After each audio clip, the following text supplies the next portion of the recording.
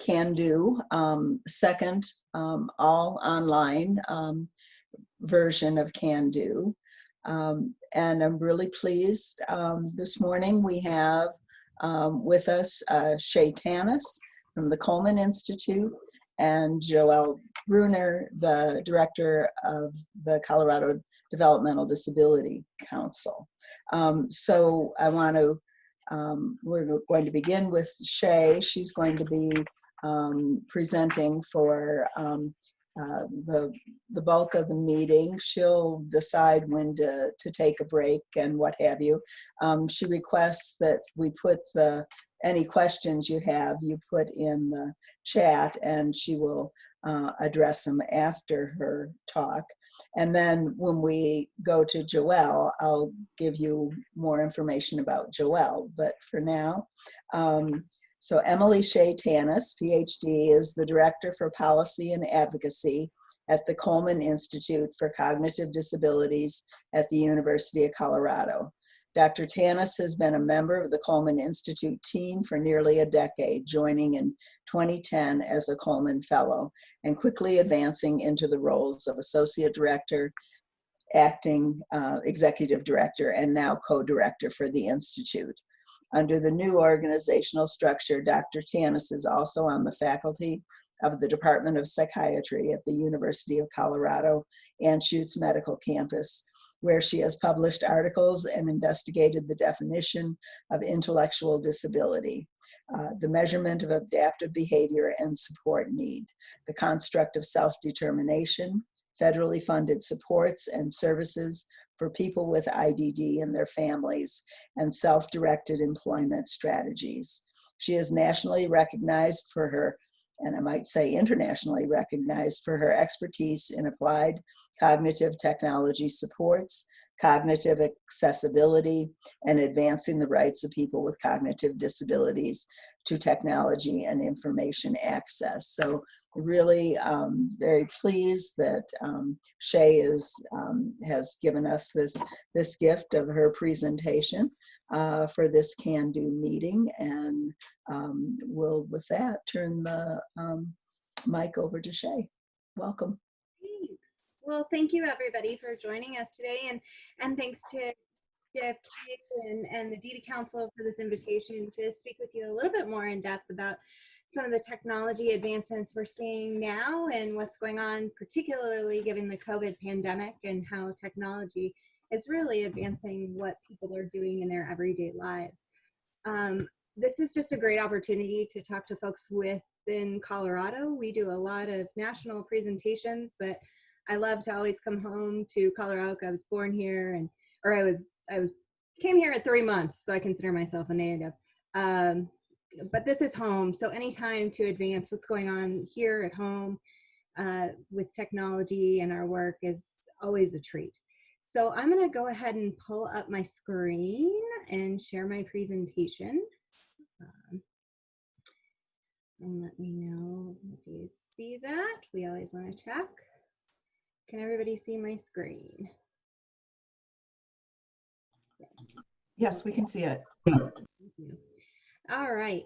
So today I want to talk a little bit about the kind of a few things. We're going to talk about technology solutions in community living, as well as what are innovative and new emerging disruptive technologies in the movement of technology first. Let me advance my slides. I'm going to go ahead and try and give us a break halfway through here, because I know this is a really long period of time to be sitting, and I'm sure we're all getting a little bit of Zoom fatigue already. However, so I'll break probably in the middle, so everybody can get up, stretch, get some extra coffee, etc. So as Corey said, I am co-director at the Coleman Institute for Cognitive Disabilities. And the Coleman Institute is an endowed center out of the University of Colorado for really advancing. The purpose was to advance and catalyze technology solutions for meaningful quality of life for people with cognitive disabilities and their families. We are now celebrating our 20th anniversary in our work and have been really proud of the things that we have done over those 20 years, also under the guidance of Dr. Braddock, my predecessor, to really advance the rights to technology and innovation. So today I am going to talk about technology, but I'm going to talk about technology in this broad sense of technology solutions. So there is a lot of terminology regarding technology. There's cognitive technologies, smart home technologies, connected technologies, accessible technologies, technology supports, enabling technologies, and assistive technologies. As we do our policy work and as we're working with Medicaid, CMS, and trying to describe what people should access to, our purpose is really to allow people to have access to all technologies, to all technology solutions, and that all technologies should be accessible. And so I'm going to use the term technology solutions throughout this entire presentation to really get at that the solution comes in many forms under many names, but we want people to have access to all of those as they navigate their world. So I'm going to talk a little bit about the ubiquity of technology, because partially, we know there's about 98%, I believe, of people now sleep with a smartphone next to them. But the ubiquity of technology really goes throughout every domain of our living. And it's important to recognize that extensiveness when we're starting to look at equity for people with disabilities. So I'm going to run through a series of statistics here just to get at some of the value base around technology and how it's being implemented. So 92% of the world's currency is now digital. There's now a rejuvenated discussion around the digital dollar in replacing the paper dollar. But currency is now, the primary use of currency is digital. And we're seeing Bitcoin and a number of different digital currencies come up. But of the 180 currencies that are hard, really 92% of what's being used across the world is digital. In 2020, 77.7 million people are expected to experience augmented reality at least once per month. There's been a huge emergence of utilization of AI, artificial intelligence, augmented reality, virtual reality, and now what we have is XR, mixed reality, in which now we're really starting to see the disability community get engaged, and we are talking about with partners at Cornell, what does accessible AR, VR, and mixed reality look like? But this will be implemented across our world. 71% of adults who earn less than $30,000 annually own a smartphone. Now, this is important to recognize, and this statistic has gone up over time. And the reason it's important to recognize is we talk a lot about the digital divide and the poverty levels of people with disabilities being able to access technology. Now, yes, that is still prevalent, and it's still something that has to be addressed.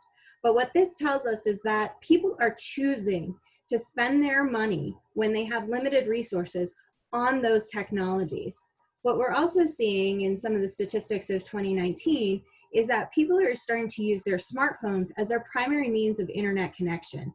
And so when they once had a phone and a broadband connection, they are now looking to use, because smartphones are so diverse in the things that they can do, and you can access much of the internet and resources through them, people are actually reducing, I believe it's 45% of people are stating that they want to use their smartphone in place of broadband connection.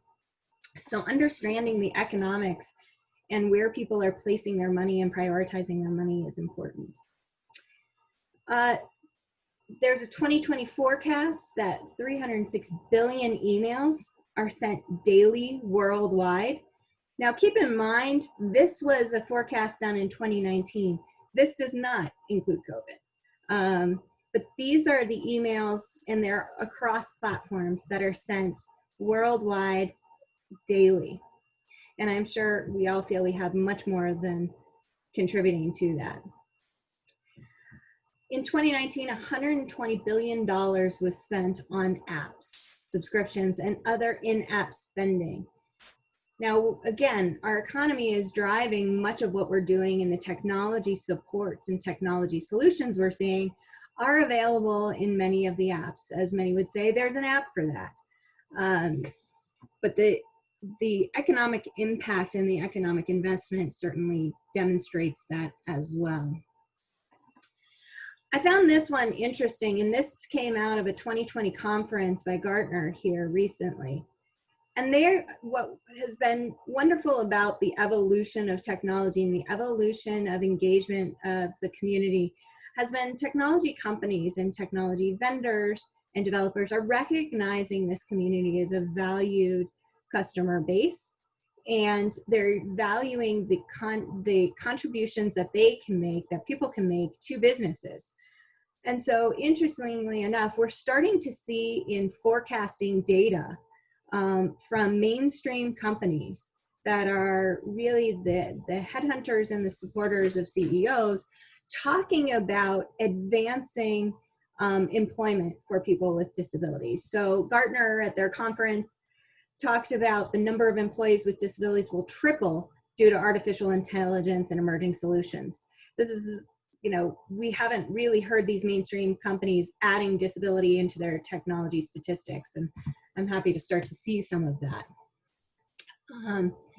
And when we start to look at kind of research around social and emotional connections, there is a major player that technology is engaged in across this. So 30% of US adults have used a dating site or app.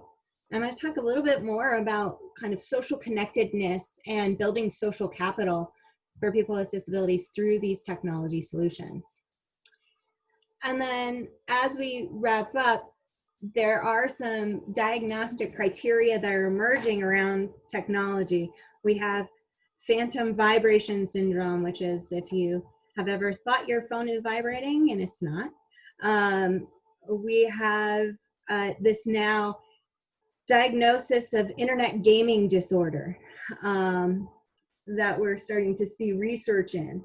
So how do people deal with the impact that technology is having in kind of our daily life activities, in the pros and the cons of them?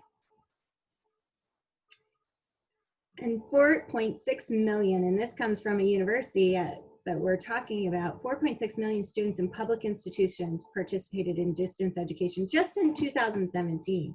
And so our e-learning materials are growing, and it's becoming a very large market for e-learning materials, and where we need to play a role is in the accessibility of those e-learning materials.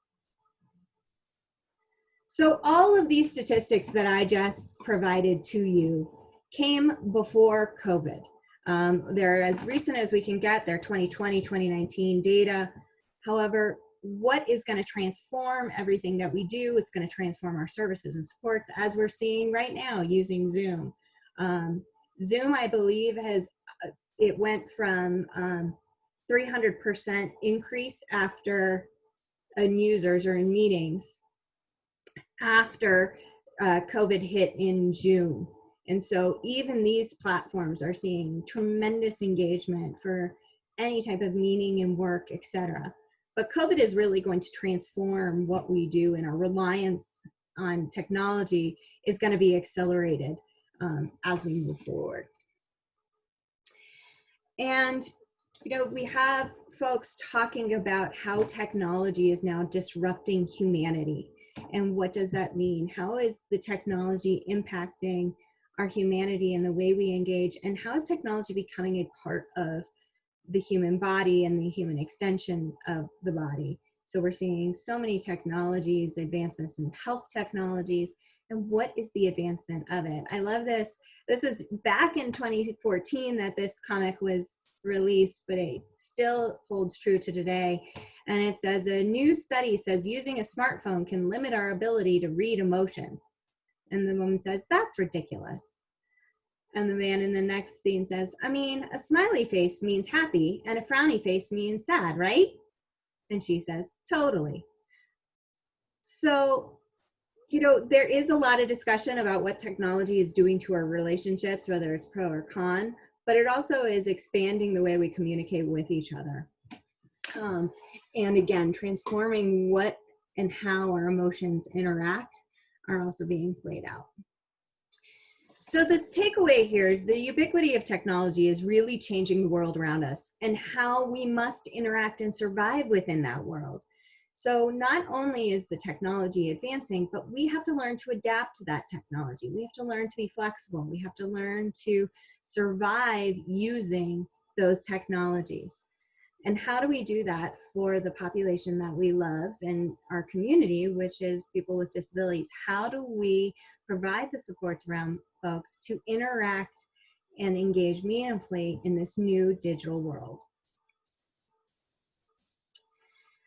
So, but the problem is we are still seeing the digital divide and the gaps are widening, and they certainly are going to widen. Although we don't have new statistics yet from the pandemic, they're going to certainly widen in the usage of technology for people with disabilities. So 23% of people with disabilities say they never go online. Now, that's a significant amount when you look at the utilization of online platforms and people who are using it all day, every day.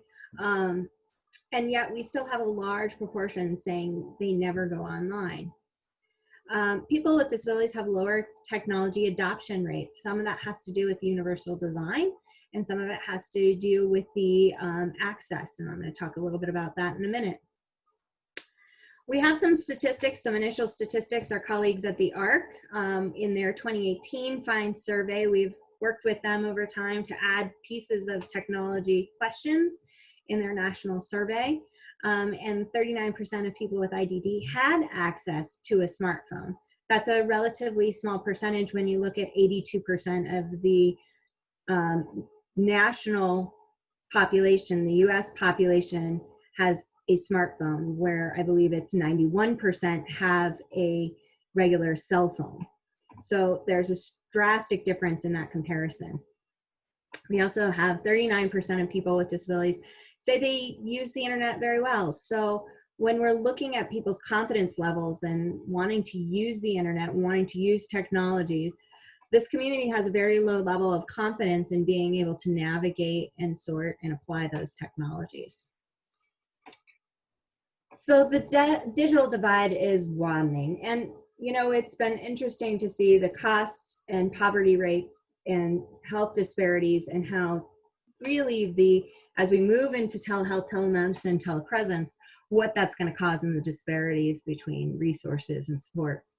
But what are some of these primary barriers to technology? So when we are looking at solutions, where do we find the barriers? Well, some of the barriers are due to lack of universal design, or design of the technology so that everybody can use them, with or without a disability, with or without cognitive disability. Companies have done very well in advancing accessibility for sensory and mobility impairments and concerns, but cognitive accessibility is still a challenge. We just had the W3C, which is the World Wide Web Consortium, put out some new guidance, or some updated guidance on cognitive access to web content. But this is new. This is just now really emerging, where we're seeing some standards around cognitive access. Digital literacy and technical skills. There is a huge gap in the technical skills that are provided to people with cognitive disabilities and disabilities in general. We see that as they move through K through 12 and the accessible materials that they're engaging with there, but also long-term when we're looking at kind of how do we use social media, how do we use regular tablets, excuse me, but there's a huge gap in those technical skills. Equal opportunity. What we have found over time is that you can provide an amazing product, you can create the most accessible product, but without somebody to provide some of that support and startup and movement, you have this opportunity where the gatekeepers can really prevent people from using that technology. And some of those become, and I say this as a family member myself, some of those are family members, some of those are service providers, and anybody who has this perceived notion that people with disabilities cannot engage with technology in a meaningful way. Another barrier is knowledge translation. We do not produce the tools that allow people with disabilities to meaningfully interact or learn how to interact with technologies. We don't use principles that we know about scaffolding to help people when they are getting updates. We don't apply some of those best practices and knowledge translation for this community to engage with technology. Social context, again, there are cultural and social barriers that prevent people from feeling like they can engage with technology. Systemic barriers, when you're working with providers, when you're working with reimbursable technologies, we have these systemic barriers that are preventing people from really getting access to some of the things they want and certainly need. The failure to address useworthiness alongside usability. So this term, useworthiness, comes from a colleague named Marcia Shearer, who is in New York. And she does feature matching. She does matching for the person to the technology. And she talks about useworthiness. And so what useworthiness means is it means that you can have a great product, but if it's ugly and I don't want to be seen out in public with it, it's not use-worthy. Even though it may be a wheelchair that gets me from point A to point B, it's not going to be worth me using because I never want to be seen in it. And so we need to start to look at, when we're looking at products, development, et cetera, the purpose of useworthiness that goes alongside usability. And then certainly the economic barriers. So the primary focus of this conversation today is talking about technology for community living. And the Administration for Community Living, U.S. Administration for Community Living, as well as the AUCD members and the American Association for Intellectual and Developmental Disabilities, have outlined the key principles for high quality community living. And there are 9 principles here and 9 areas that contribute to high quality community living. They are where to live, where and with whom you have relationships, personal interests, how you engage with those personal interests, health and wellness, and that engages social and emotional wellness, daily activities, what you do during the day, employment factors, how you earn money, where and with whom you worship, how you learn and where you get extra advancements in knowledge, and then decision making. So one of the practices that we do as we look at this model of fit. So we look at the model of fit for people with disabilities and without disabilities. And what I'm going to challenge you to start to think about as I go through some of these slides is we're doing what is essentially an inventory, an ecological inventory, where we look at what the environment serves, the natural routines and rhythms for folks, and then the experience that people with disabilities have. And we're gonna do this a couple of times, and I'm gonna show you each of these domains of living, and then we're gonna look at the technologies that can help support or bridge the gap or bridge the distinct difference between the experiences people have with disabilities and without. Now, that being said, I wanna be clear that it does not minimize or it does not interfere with the perception that the lived experience is a valued lived experience, and everybody's experience is different. What we're trying to get here is equity. We're trying to get at people having opportunities to engage in these experiences, which they have not in the past. So thinking about the traditional statistics that are happening with the general population, and then statistics that support what's going on for people with disabilities. So when we look at where and with whom a person lives, so we're seeing that, and this is actually, these statistics about where people live have changed considerably due to COVID and in the last couple months, or in the last 5 years. 58.5% of Americans live where they were born. So in years past, many people moved because of jobs, they moved because they had family in another state, and they moved for opportunities. We're seeing less and less people moving across the US than we had before. In fact, it's at an all-time low of people moving to different states.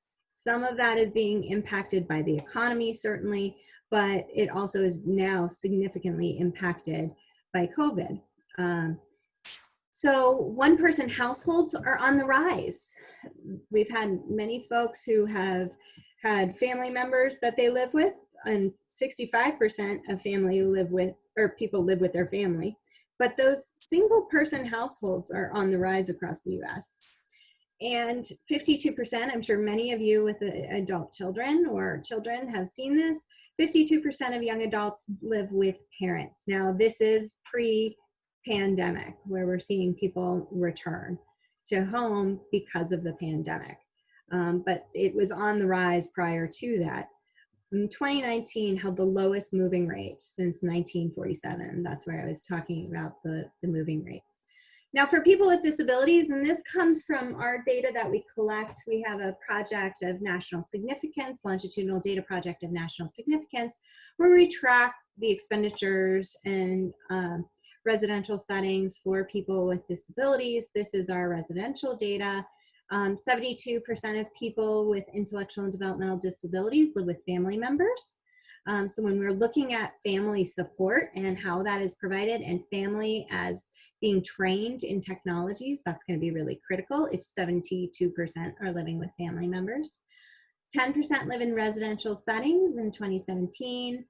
18 lived at home, and 24% of people lived with caregivers over the age of 60.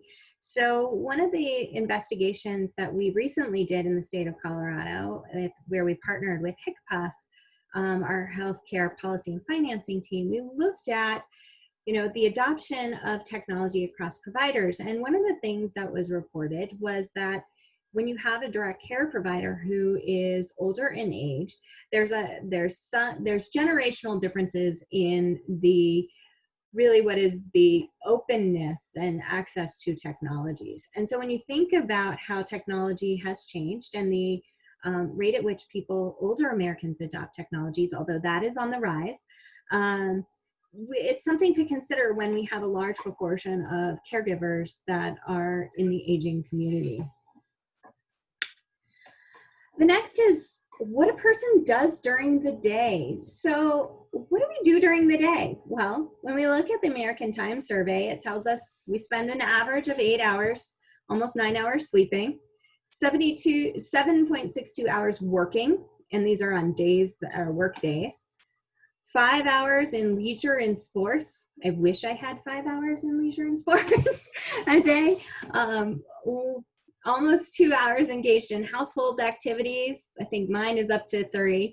And 1.3 hours in caregiving for helping household children. So that's how the average person in the US is spending their day. These are the times and things that they're doing. Well, let's look at some of the things that we know from the National Core Indicators Survey on folks with intellectual disabilities. And this is, they rate what people are doing during the day by the number of times they do it within a month. So I'm not going to be comparing apples to apples, but you're getting the general gist of how people are spending their time. And so, you can see whether they did it 1 to 2 times a month, 3 to 4 times a month, or more than 5 times. I captured the data that talks about more than 5 times per month what people are doing. And 19% are going on errands to appointments more than 5 times. 28% of people went to coffee shop or restaurant more than 5 times a month. Now think about that. That means when many of us are going out into restaurants, only 28% of the people surveyed were there more than 5 times. 17% of folks went out for entertainment more than 5 times per month, and 31% went shopping more than 5 times per month.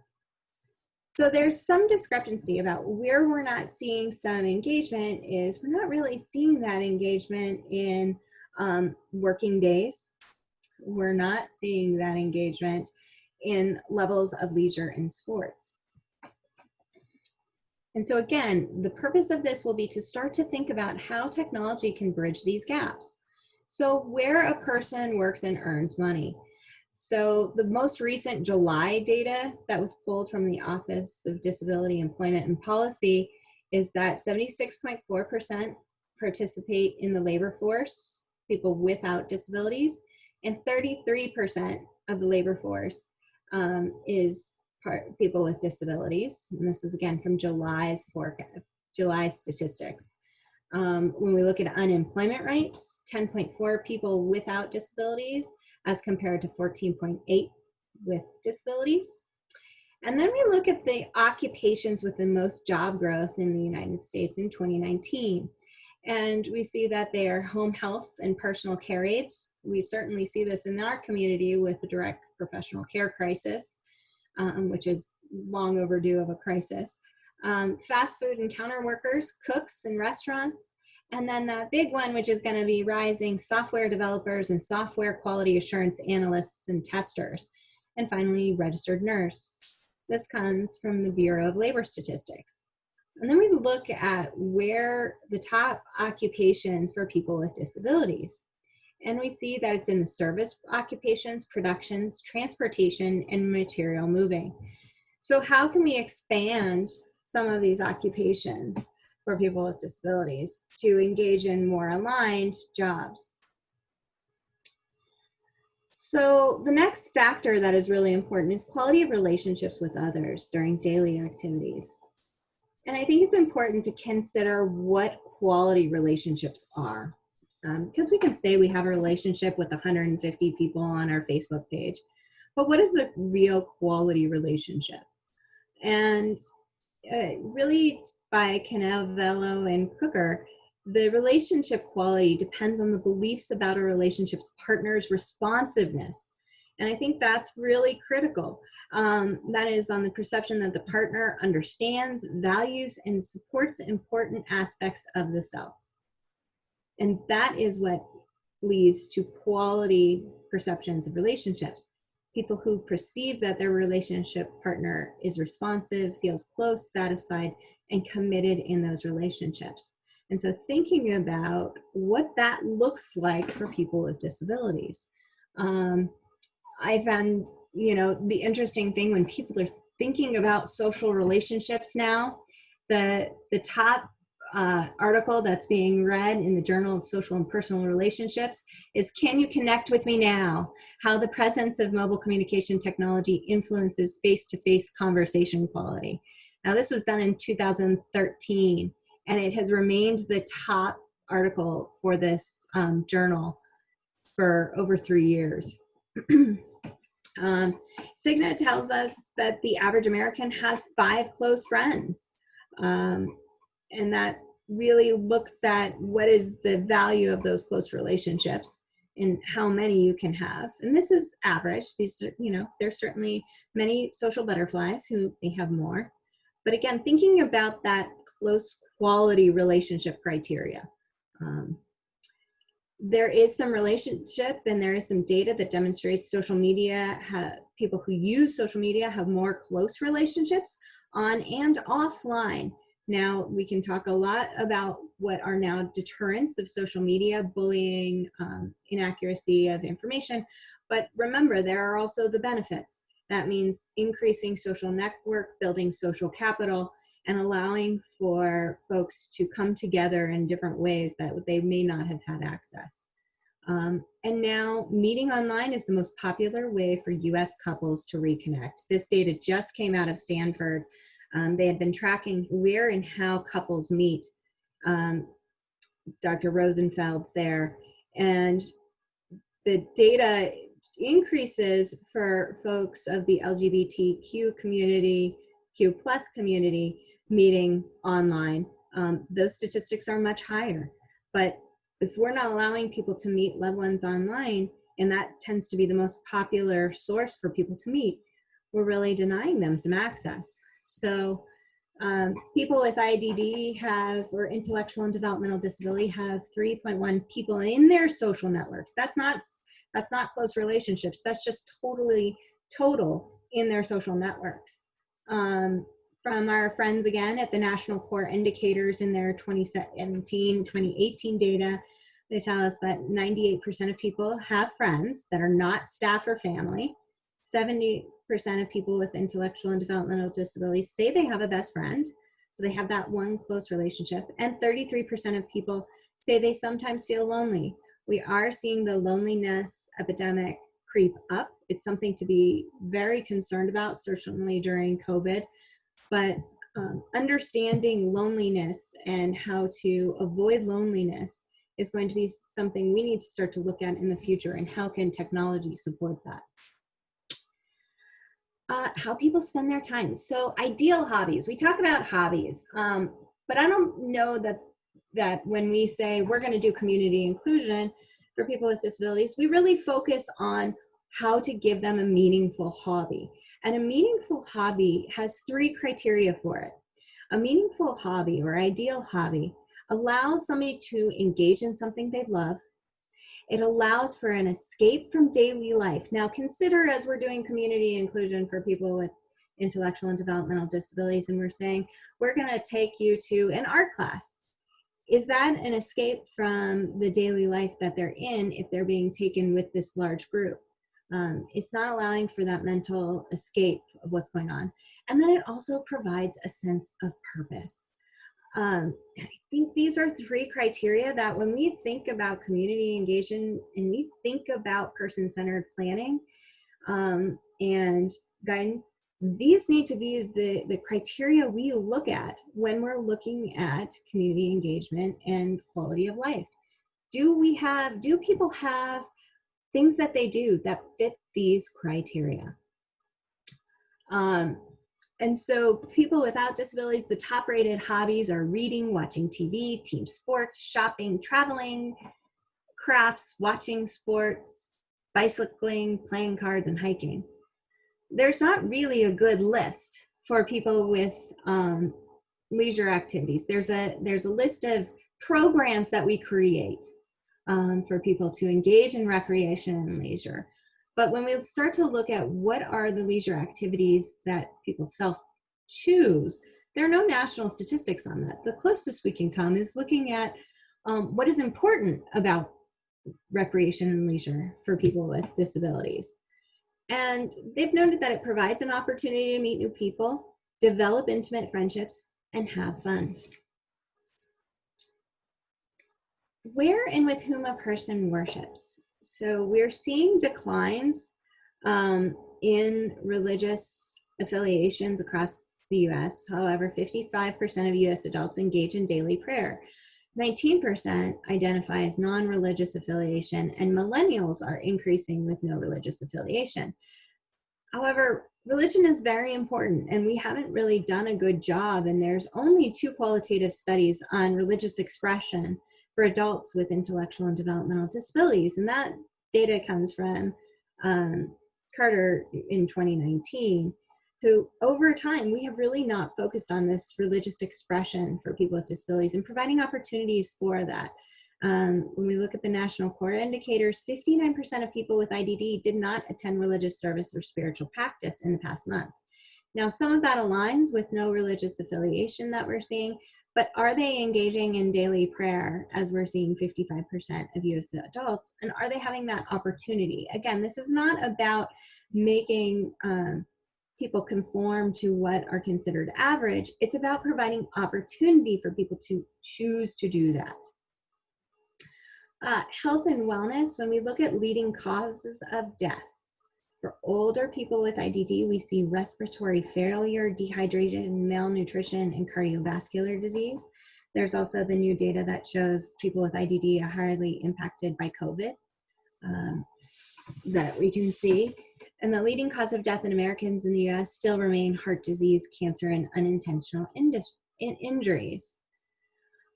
But where we're seeing some major shifts in the market is global wellness economy. So the global wellness economy is valued at $4 trillion in 2018. That means things like sleep technologies, virtual coaches, health and wellness coaches, personal trainers, all of those.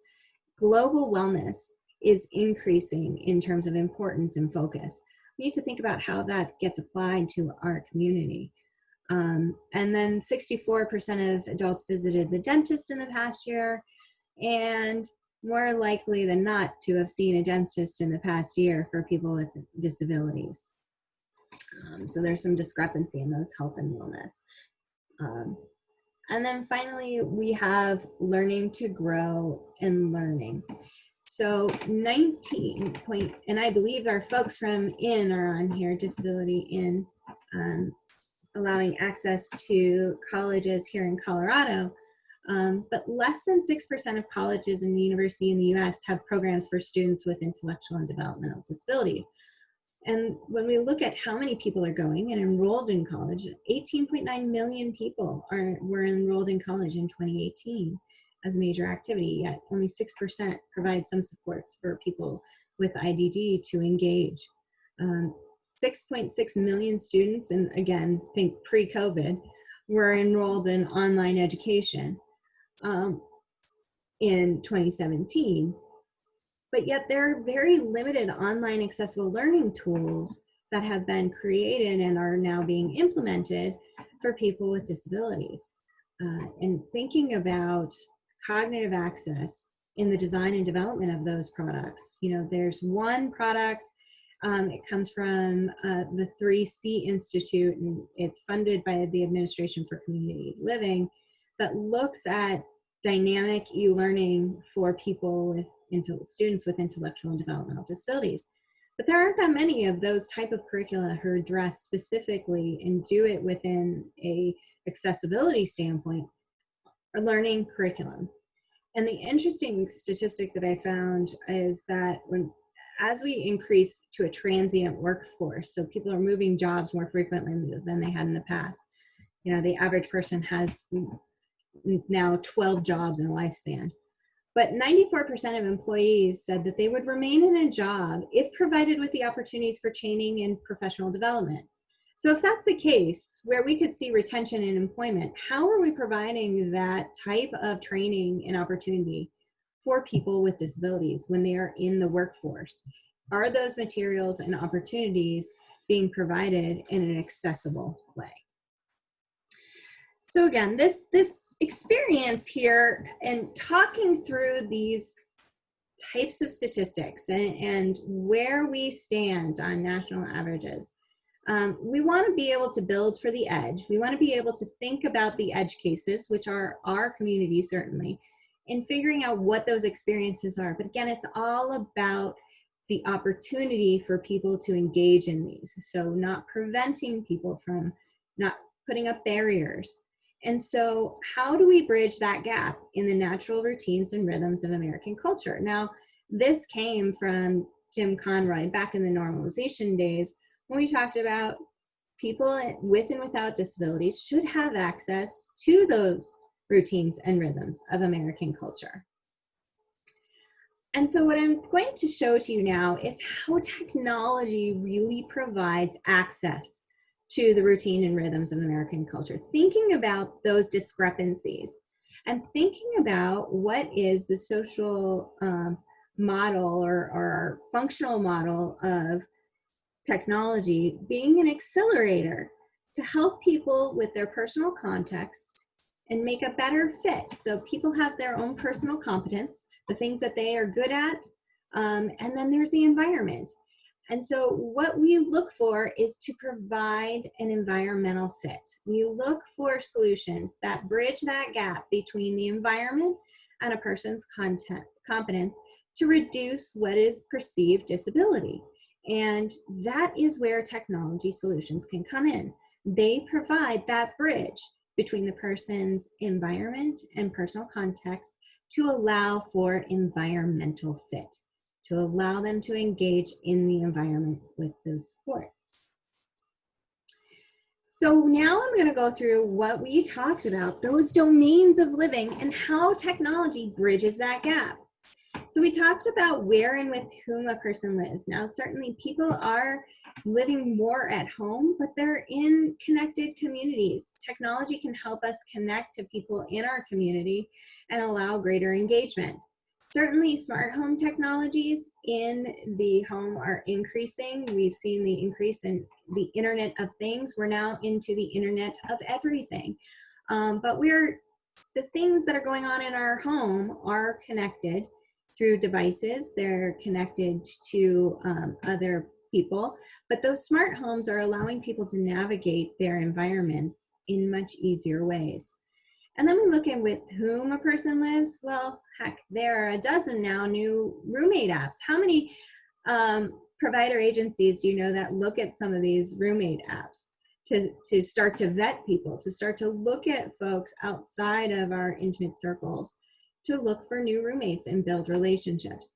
There's many of these roommate apps. One is called Simbi, to be able to partner. These can be new colleagues and friends. What about what a person does throughout the day? So certainly knowing physical and transportation barriers prevent people from getting out and doing some form of exercise. Well, now we have virtual exercise. We have yoga mats that light up that tell us where to put your hand and foot.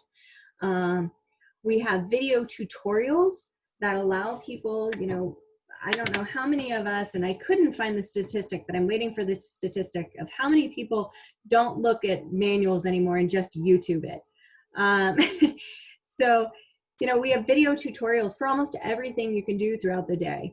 And then if you don't even know what you want to do, there's an app for that. There are apps and there are technologies that can help identify where your passions lie, and then connect you to people within your community who that is their same passion.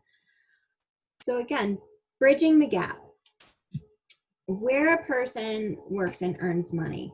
So there are a lot of there's a lot of focus on employment technologies. I will cite our colleagues at PEAT. They are a program that they've been funded for some years from the Department of Labor. Their acronym stands for the Partnerships in Employment and Accessible Technology. And they've been working in this space and have some amazing resources on their website around how to make these technologies for employment accessible, and how are employers using it, and how do we transform the job life cycle to engage technologies. But some of the ones that we're seeing that are very helpful are task management technologies. So when we're learning and doing our tasks, how do we manage our time? Video conferencing obviously is becoming a major player. It was considered a modification and accommodation for folks, and now is the norm in this post-COVID world.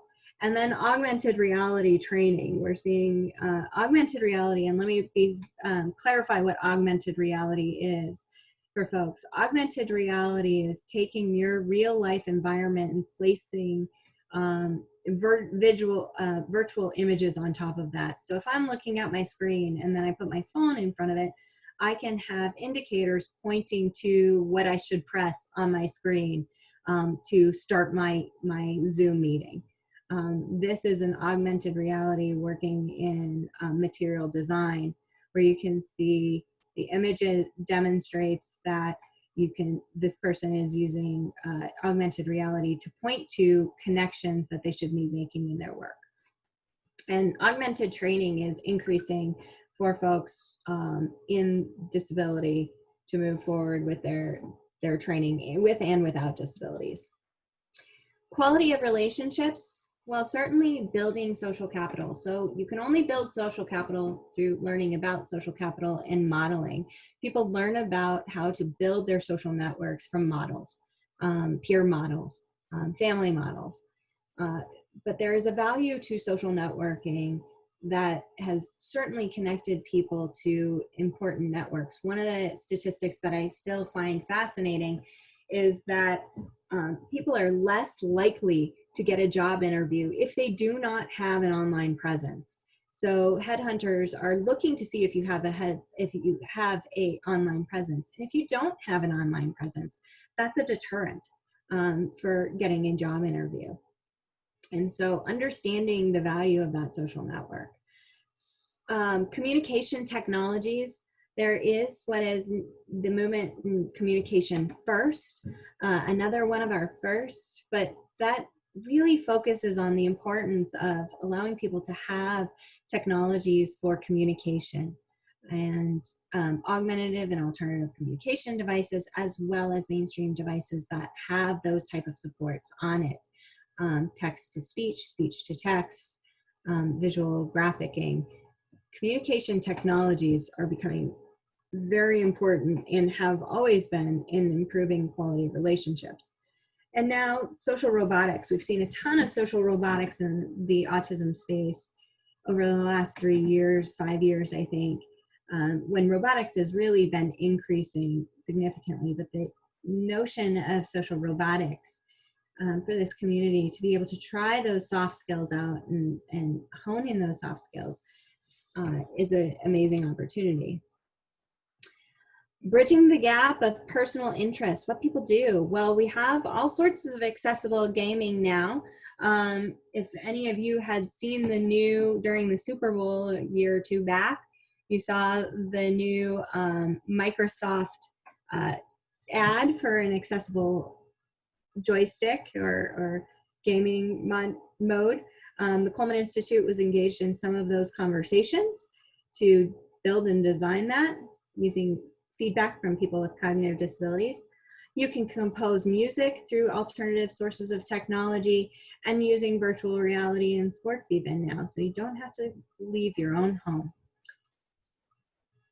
Where and with whom a person worships? Well, again, when we start to think about transportation and the barrier transportation plays in requiring that someone gets a ride, although we have now our shared ride transportations, there's still challenges in people getting to religious service ceremonies. You know, there's virtual religious services. There are meditation pods. So if you can't get away, you can get a meditation pod.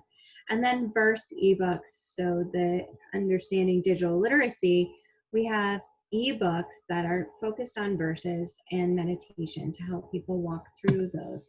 So again, giving people the opportunity to learn about and engage in spirituality and religion. Health and wellness. Well, I think this area has certainly boomed in the telehealth sector, and we've seen that with our eHealth Commission here in Colorado and many of the applications of telehealth and teleservices during COVID. So that's an area that obviously is going to require quite a bit of focus in the next couple of years in making that accessible, making those tools, those sensors, et cetera, accessible. But there are technologies that translate or help with what is your medical information. This bracelet is for emergency responders and has a person's full medical history in it. And then medication dispensers. These are areas where often we would have staff go over to a person's house to have to do medication dispensing, and now there are medication dispensers. I'll say one of the advanced technologies that I've read about is there are now technologies that when a person absorbs a medication into their stomachs, once they've actually taken it, there's a technology that can alert an individual that that medication was absorbed into the system. So those technologies are certainly advancing at a very quick pace. And then learning and growing. Finally, the learning and growing, when we start to think about differentiated access and online tools, how do we use universal design for learning to apply to these new curricular models that are being developed? And certainly using task-based applications and literacy tools that have been around for quite some time. So I hope what you were able to see in some of that is technology solutions help to provide those opportunities to achieve high quality community living. So those were the various factors that lead to high quality community living. And where we see the gaps between people's opportunities, technology can bridge that gap. And part of thinking about technology and thinking about community is that community is no longer what was a physical location. When we started in the years of institutions, we said community inclusion was moving people out of institutions. But now it's no longer a physical location, but it's an experience. And when we think about Olmsted, and I bring this up because we have the anniversary of Olmsted, but it really is, you know, one of the most significant acts in the Supreme Court, recognizing people have the opportunity and receive services and supports in the community. At the 20th anniversary of Olmsted, Department of Justice expanded its Olmsted work to look just where people live to how people live and spend their days. And so what that means, you know, Olmsted, there's violations of Olmsted if people are still denied meaningful integration to spend their day and opportunities to do so. And so thinking about how that impacts our community and the growth of the digital age and how much of our community is digital and engages in technology, really thinking through that violations of Olmsted can occur when people are denied access to technology, because it has become such an integral part of our community today in the world we live in. So lack of that access to digital community is lack of access to community living. So with that, I am going to take a break. I think that's a good place for us to take a break, thinking about, and I invite you in a 10-minute break here to think about how technology can bridge a gap between what a person's skill sets are and what they want to do, and allow them to do those things. And then we'll move into driving innovation through disruption. Great. Thank you so much, Shea. We'll see everyone in 10 minutes. Yeah. So we'll return at 10:07.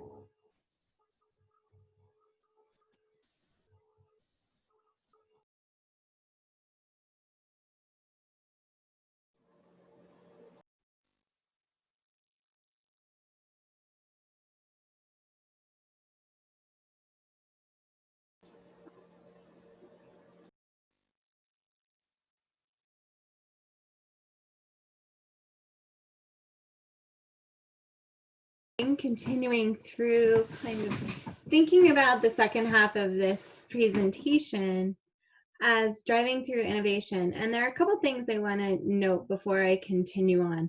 One, please feel free to, as we move along, put any questions you have on any of the content into the chat or write it down in front of you.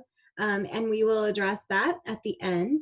The other thing is, as we try to think about accessibility of information, there's a lot of challenges, certainly in these virtual worlds, and we are always looking for opportunities to improve kind of how we get content to people and that knowledge translation. So please feel free to provide that type of feedback as well. We want to make sure we get the information to people in the best way possible. So driving innovation through disruption is another part of this presentation that I think is really important. So disruption, when we talk about what disruption means, is, and this is just from the Oxford Dictionary, and it's a disturbance or problems which interrupt an event, activity, and process. Well, we now have a certain high level of disruptors in our community right now. Here we are now in the age of uncertainty. We have a public health, with the corona pandemic. We have the greatest economic recession we have seen since the Great Depression. There's civil unrest and social injustice coming to the forefront, climate change and national disasters, as well as foreign conflict and technological mistrust. So these are disruptors that are already surrounding us, despite what we've talked about for some time, which is technological disruptors. But thinking about the interplay of technology and how these disruptors, these global disruptors and national disruptors are changing the way our world functions, I think is going to be really important as you think of the disruption and the ability to innovate, the ability to think differently and change systems.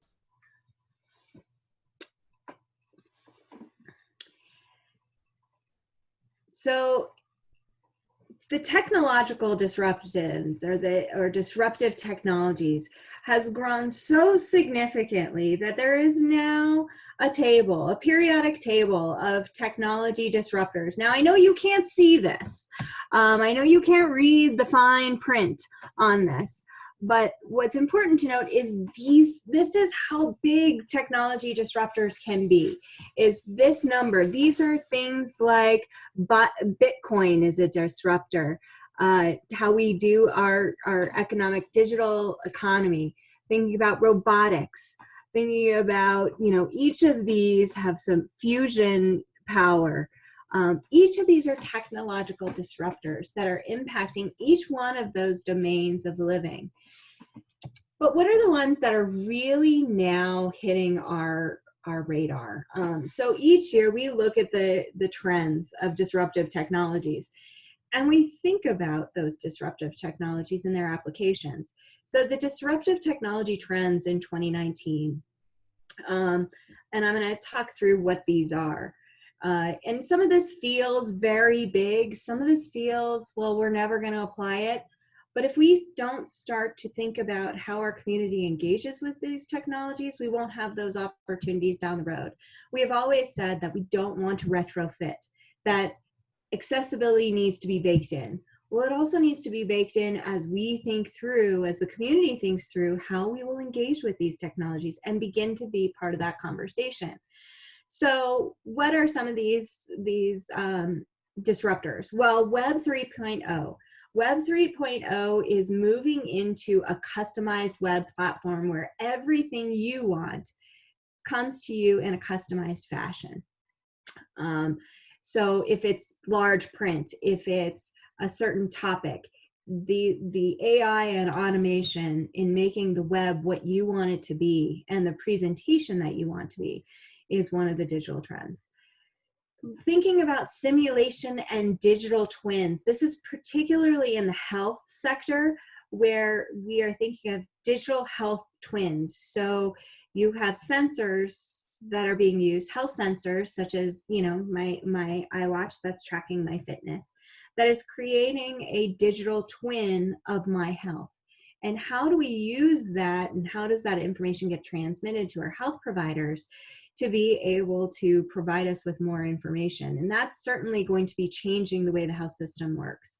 The market of one, again, there's this hyper personalization mode that we are in, where almost everything is looking to be customized to that single individual. And so everything, once it was a one size fits all, we now have the ability, certainly in the technology environment, to transform and customize those in the market.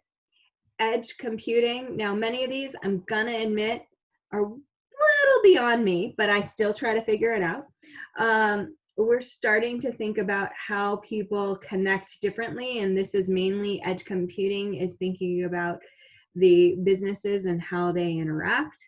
The voice economy, and this has been for quite some time a big area of discussion for the disability community because it focuses on a single translation of information. So it focuses on that one input, and that's the voice. And so if we have a community, the deaf and hard of hearing community, who does not use that modality, but yet it's being embedded into every product at this point, that's going to be of a great concern.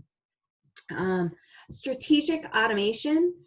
Strategic automation has to deal with specifically in workflows and how certain things in a workflow or in a corporation can be automated and folks don't have to do those tasks anymore. And how does that apply strategically for profit as well as capital? And how do we transition jobs to move out of understanding which things are going to be automated and how to create new jobs from that? The ubiquitous AI, machine learning, artificial intelligence, how those algorithms are now transforming the things we do. Algorithms are being built into loan applications, job applications. All these digital algorithms are being built into what we do and how we function. AI has been around a long time, but now it has increased in its applications and acceptance. And I'm going to be honest, these spatial computing and these quantum computing, although I watch the TED Talks, they're a little bit beyond me, but I know that there are ways that we can engage this community in those conversations.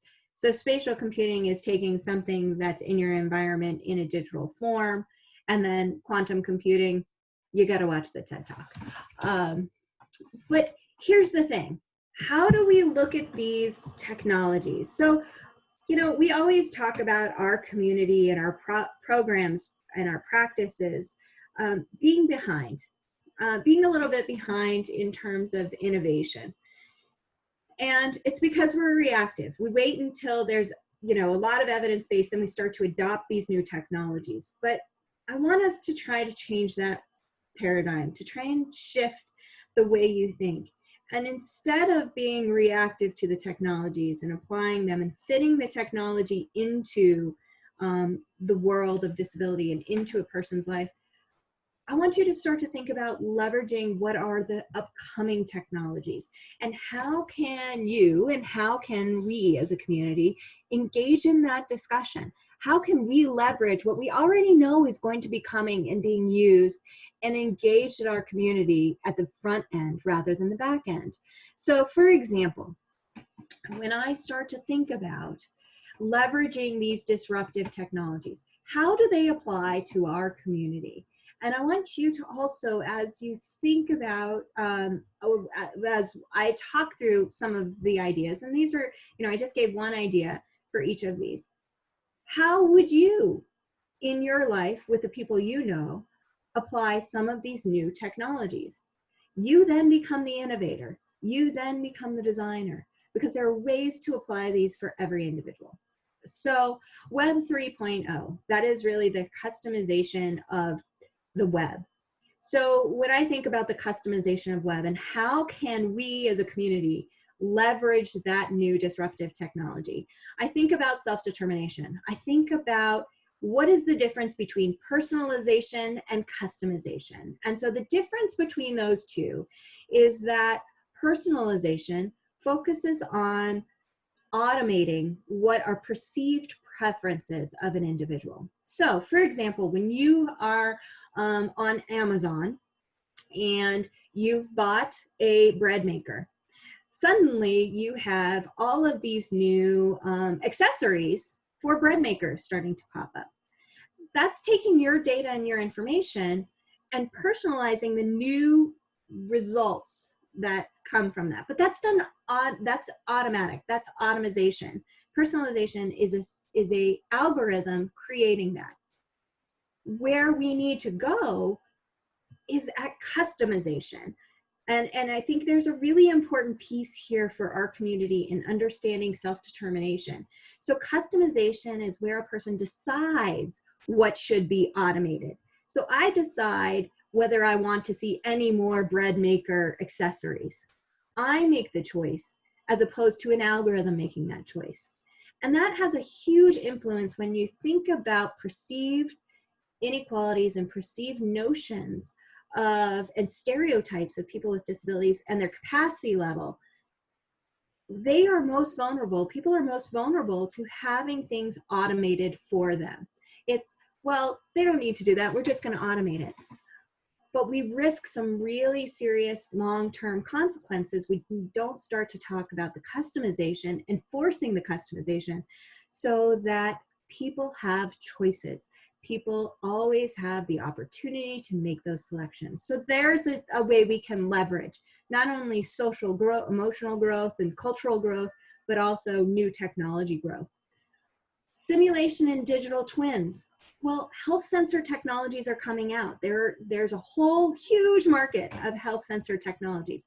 But are those technologies accessible? Can they be used for people with cognitive disabilities? So when we start to talk about a digital twin, how is that represented to me? What does my information, how do I translate the information I need through these digital twins in a real meaningful platform? So we can have that conversation and create new health sensors that are accessible.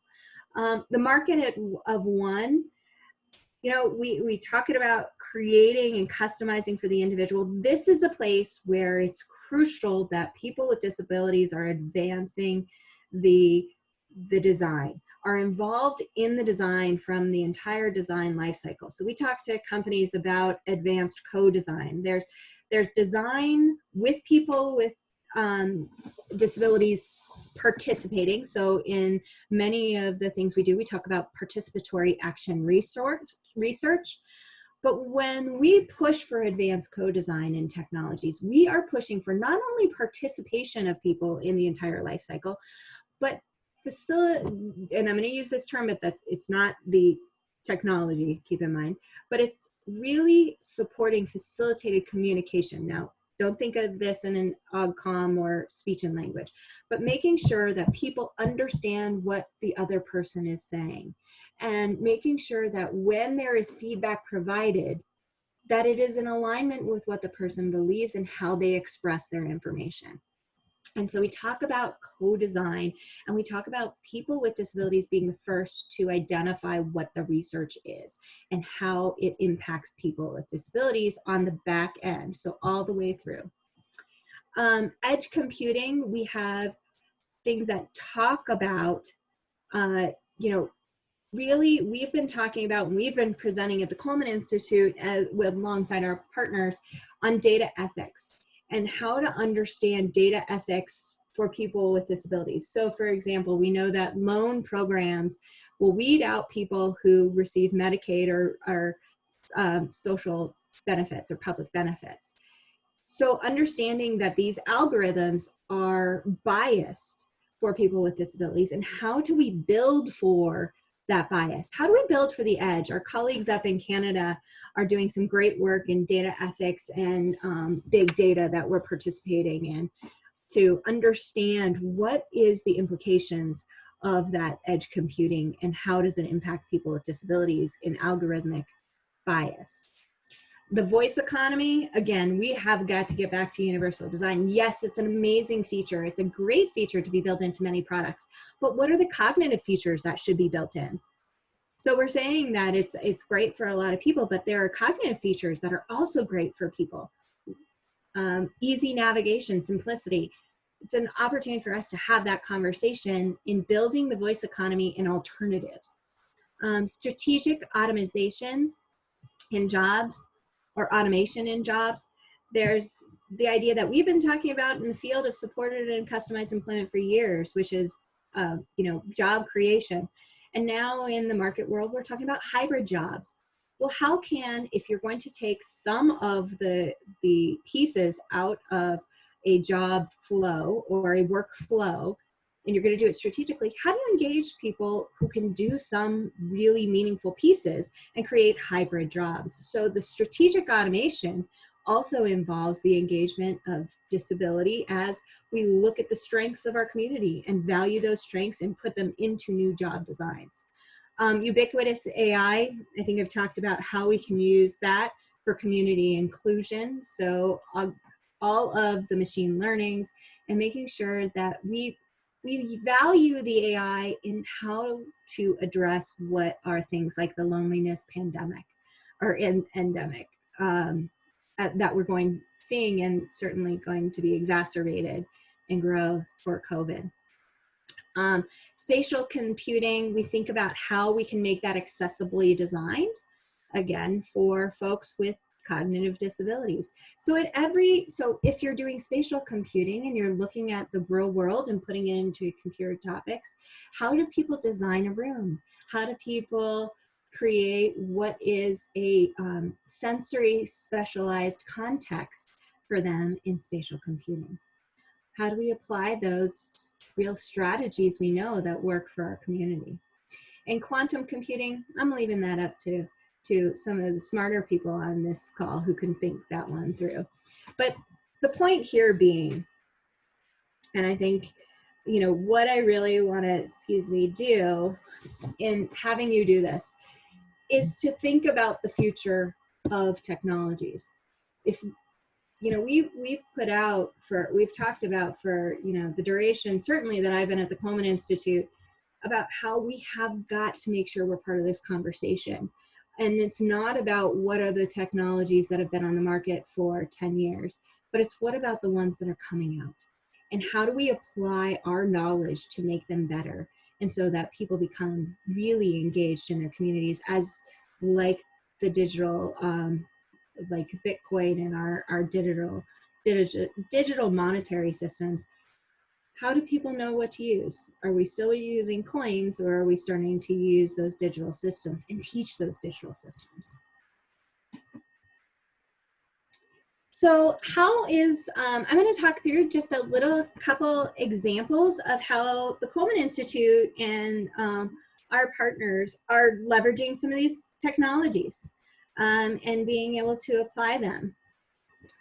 So the one of the things, so I'm going to talk through a couple. I'm going to talk one in detail, which is our Colorado Emergency Response Desktop that we've done with our partners.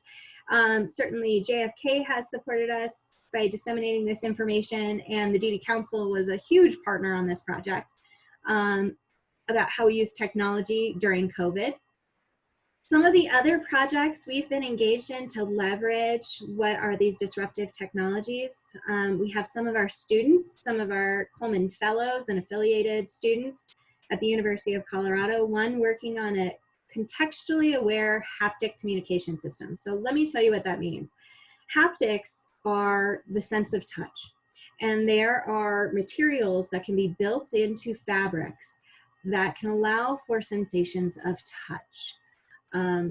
We talked at our conference, I think 5 years ago, we brought in Misha Doller, who talked about the tactile internet and how once we see the advancements in broadbands, we'll be using haptic touch. So I can give my son a hug when I'm in a different state through these technologies. We have a student working with Google who's at the University of Coleman Fellow, who is creating a communication device that is haptics, so the sense of touch for nonverbal folks, to be able to communicate expressively and receptively, and be able to tell what's going on in their environment so that it can preempt. So if I know that with my brother with traumatic brain injury that, you know, certain looks, certain movements mean something because I'm a family member, I know that. Well, these haptic systems are contextually aware, meaning they know what the environment is doing and can help people communicate. We have a team who are working with visual analytics data. So data visual analytics are pie graphs, bar charts, really any way to communicate information about data. Our visual analytics. You see a lot of these in infographics these days. But what we don't have is information about how people with cognitive disabilities receive those types of information about analytics. So it's so important that we make sure that our data, our information is accessible. And we have a team who has been working in Boulder, working on that, and we've been presenting internationally around what is accessible data visual analytics for people with cognitive disabilities. What is the best form of that through a research base? My colleague and co-director at the Coleman Institute, Clayton Lewis, who's a professor up in Boulder in computer science, is also starting to work on accessible manuals for technology setup, understanding that, you know, technology is very hard for people to navigate and set up with all the options.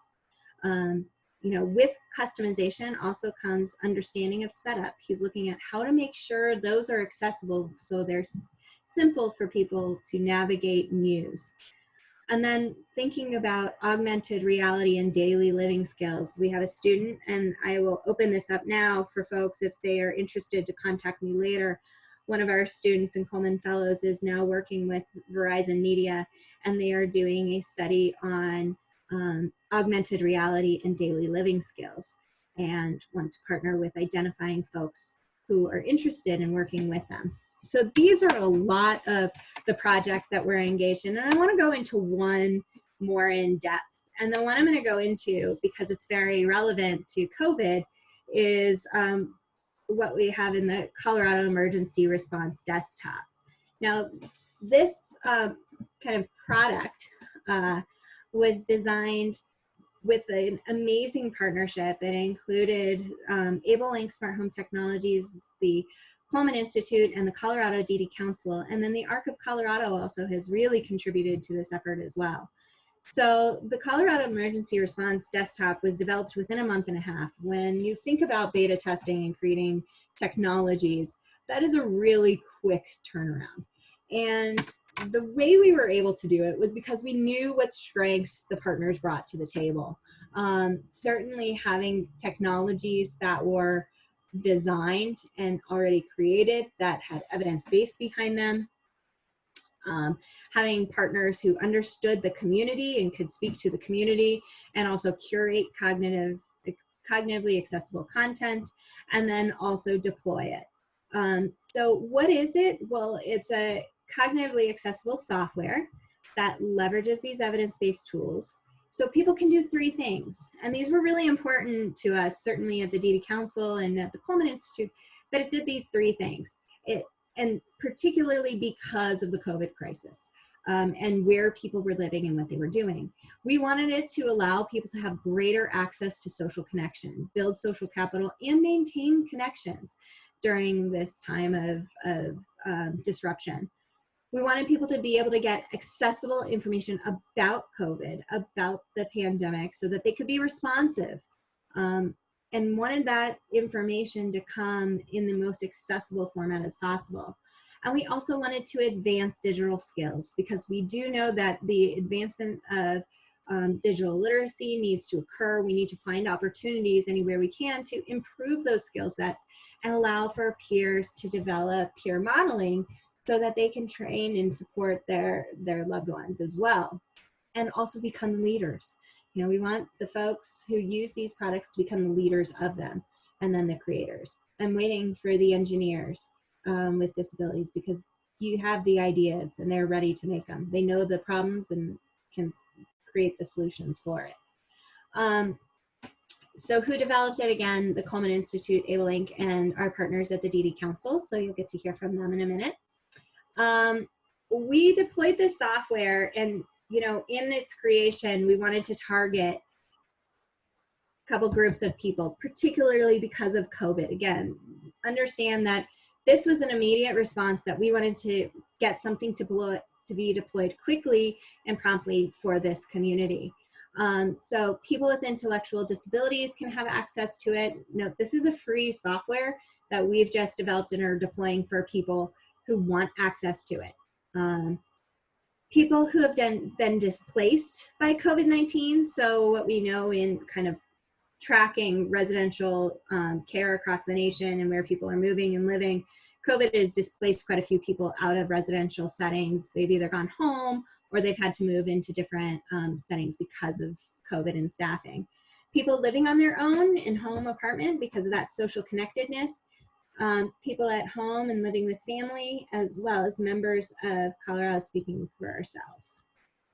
And Joel, please feel free to pop in if you have anything you want to say about it too as we go on. So what are the features and what does it do? Well, again, it was really important to us that we package these accessible materials for anybody who wanted to use it with those three goals in mind. And so it uses accessible email with pictures and audio descriptions, so I can speak my email and it can be sent off to a picture of a person I know. So it's that accessible communication. Cognitively accessible information on COVID. We curated some of the resources were created here in Colorado from the ARC of Colorado that are curated and placed on that page for information on COVID. Immediate access to state emergency response information. So knowing how much COVID is changing in the everyday base of rates and the expectations, masks, stay at home orders, etc., we wanted immediate access to that information at the click of a button. So there's simply a button that takes people immediately to the governor's emergency response information page. Interactions for health and wellness. So health and wellness is a really large area that we're going to have to focus on. You saw the statistics around, you know, obesity rates and what is the disparities in health. And in fact, we were involved in my team was involved in the development of a disparity and health data for people with intellectual and developmental disabilities that came out in September of 2019, that shows we really don't have good local data that helps us identify those disparities. But if we are able to provide some of the supports through these interactive tools, things like relaxation techniques, things like exercise, and engagement, fun, playing, games, etc. These are interactive activities that keep people advanced in those technology use. We have tutorials for daily living tasks, safety of internet use, how to clean your home during COVID, etc. And then finally, there's this interactive feedback loop where we can send out messages to people to see how they're doing, how they're feeling. So when we see crises, when we see emergency situations in states or across the nation, we really want to know how people are doing and how we can be responsive to them, even if we can't see them or be close to them. And this provides that opportunity. So these are all the features, and there's many, many more. And we have, just so you know, weekly, and I'll talk about this, weekly engagement. But what we liked about this is we got it deployed, we got it out. It is now free to users to sign up. I'll show you how to do that. And it's really thanks to this amazing collaboration of partners across the state. There are some kind of technical things to know about it because it is a technology, and we did it in a quick pace to make sure we were responsive to the community and got them what they needed. You do need a desktop computer. It does play on Windows. It doesn't work on a smartphone, and let me tell you why. And this has to do with accessibility. Smartphones don't necessarily provide accessibility across apps. So what makes a desktop accessible and what makes this desktop suite accessible is it brings in all these tools, things like GoToMeeting, virtual conferencing, web information, videos, email, all in one place. You can't do that right now on a smartphone without sacrificing accessibility and simplicity.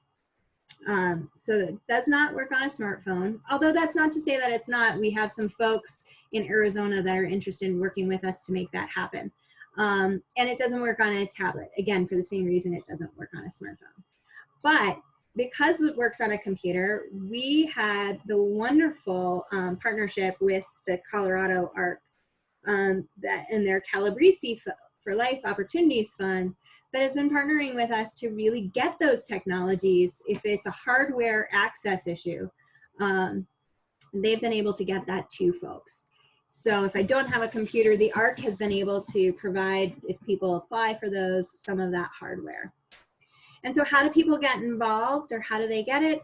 Well, we have a simple 12-question engagement form at the Coleman Institute. People get an email, download the software, and they get started. It is really that simple. And we have, if it's not that simple for you, we have provided help for folks. So every Monday at noon, I host a webinar to help introduce the features of the program. And every Wednesday at 3, there's a technical assistance session hosted by AbleLink. So if people are having problems even downloading, because it can be hard to download with your security settings, etc., we've provided that. And so this program has, within this short period of time, already gained national attention, and we have, let's see, 1, 2, 3, 4, 5, 6 states now who are either implementing. We have Pennsylvania and Tennessee have already implemented their own state version of this using our background, and others are now looking to fund it. Oklahoma is looking to fund it through CARES Act funds as well. So understanding that the expansion of this emergency response desktop is gaining traction across the nation, but there's still, openings and opportunities for people here in Colorado to get free access to that software and suite, and we invite you to do that and to share it with others. But one thing that I always want to emphasize is we tend to focus, when we talk about filling the gap of need, we fill the gap of need for folks who need technology to achieve their goals. So we want them to achieve their goals. It's not about mediating an impairment. But we always also need to think about why many others use technology, and they use technology for joy, for happiness. They play games, they stay connected. And so where is, that in the definition of technology, that it be for wellness, pleasure, and joy as well. And those are the things we need to start to measure, not just does it mediate an impairment or can it help functioning, but has it improved the person's joy, happiness, and resilience? Next slide. I still want to shift. It like that page. So advancing technology first.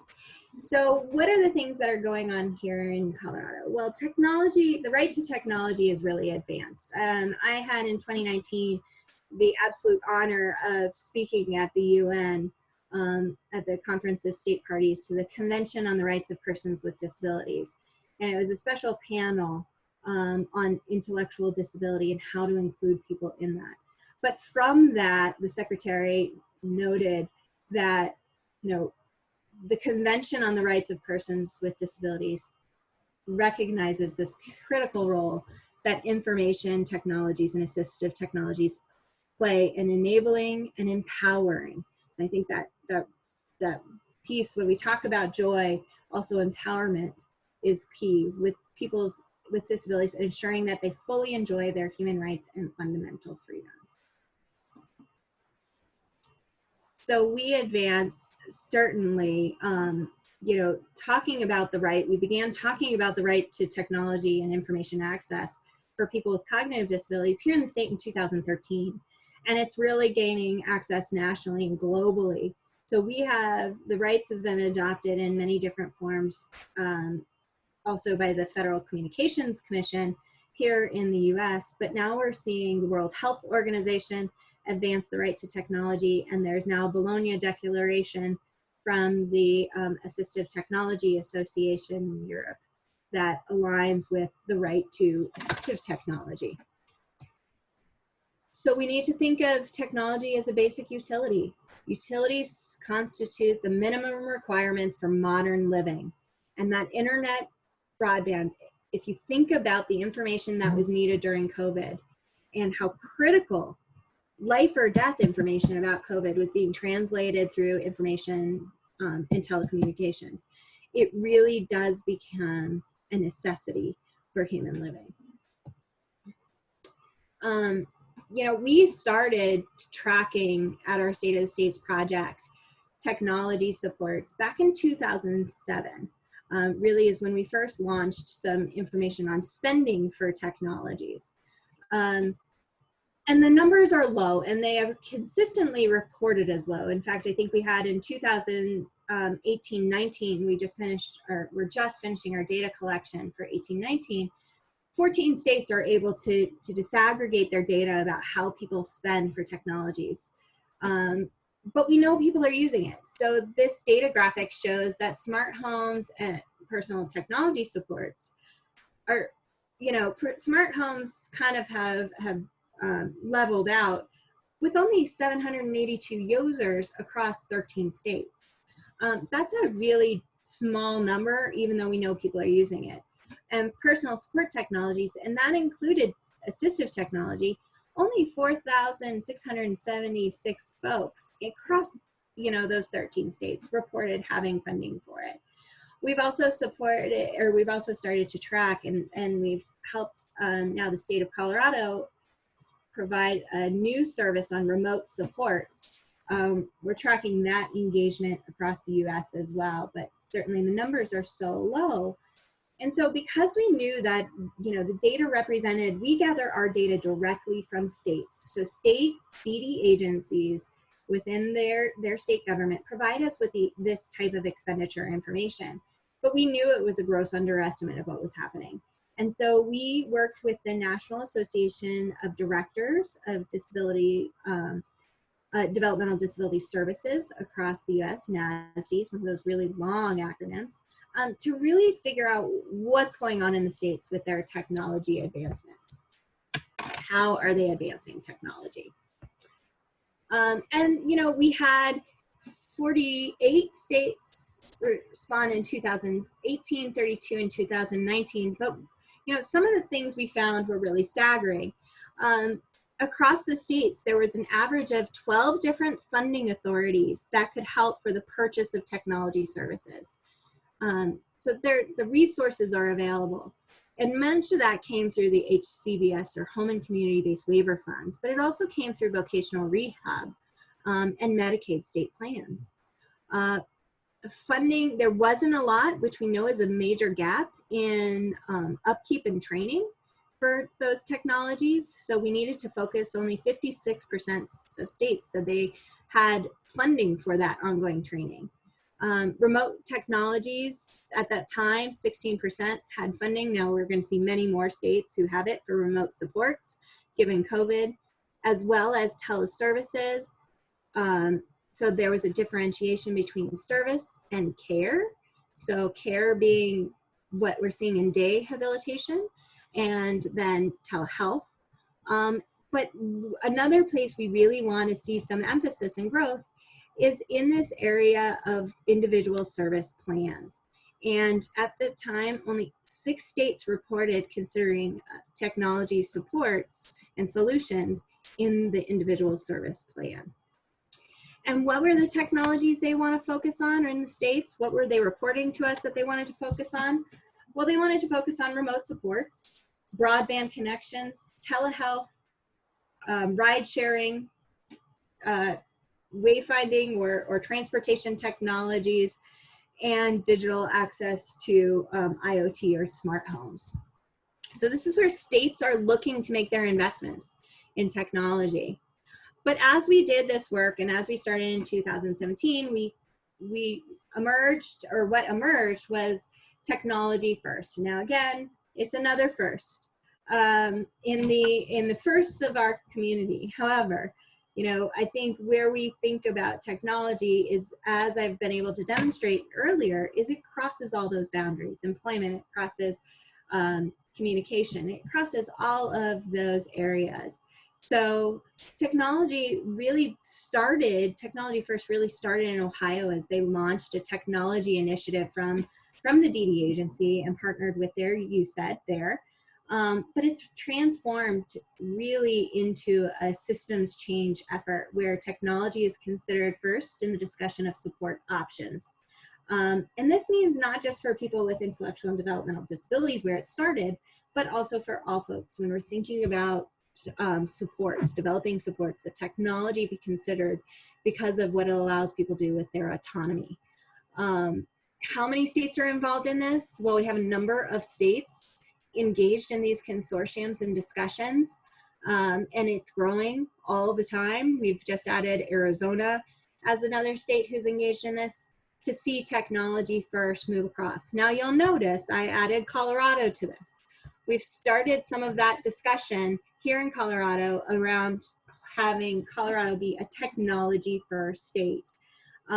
And why are the states advancing technology first? Why are they so invested in this? It's one of the movements that's caught on very quickly and will certainly expand because of COVID. Well, it really addresses the most pressing challenges of the field today.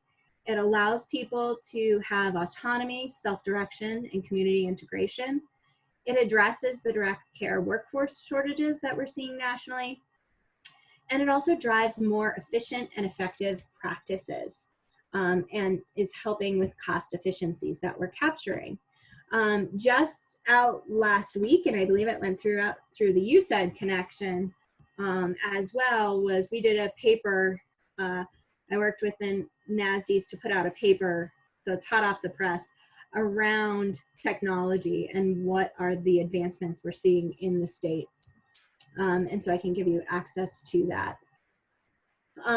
But what does technology first do? What are the elements of it and why is it important? Well, it sets a core value to the right to technology, and it's based on those principles. It requires a really strong implementation team, some resource allocation, although we're going to launch the consortium without big resource behind it, but for sustainability, there's resource support for communication. to really dispel the myths of technology that we need to do.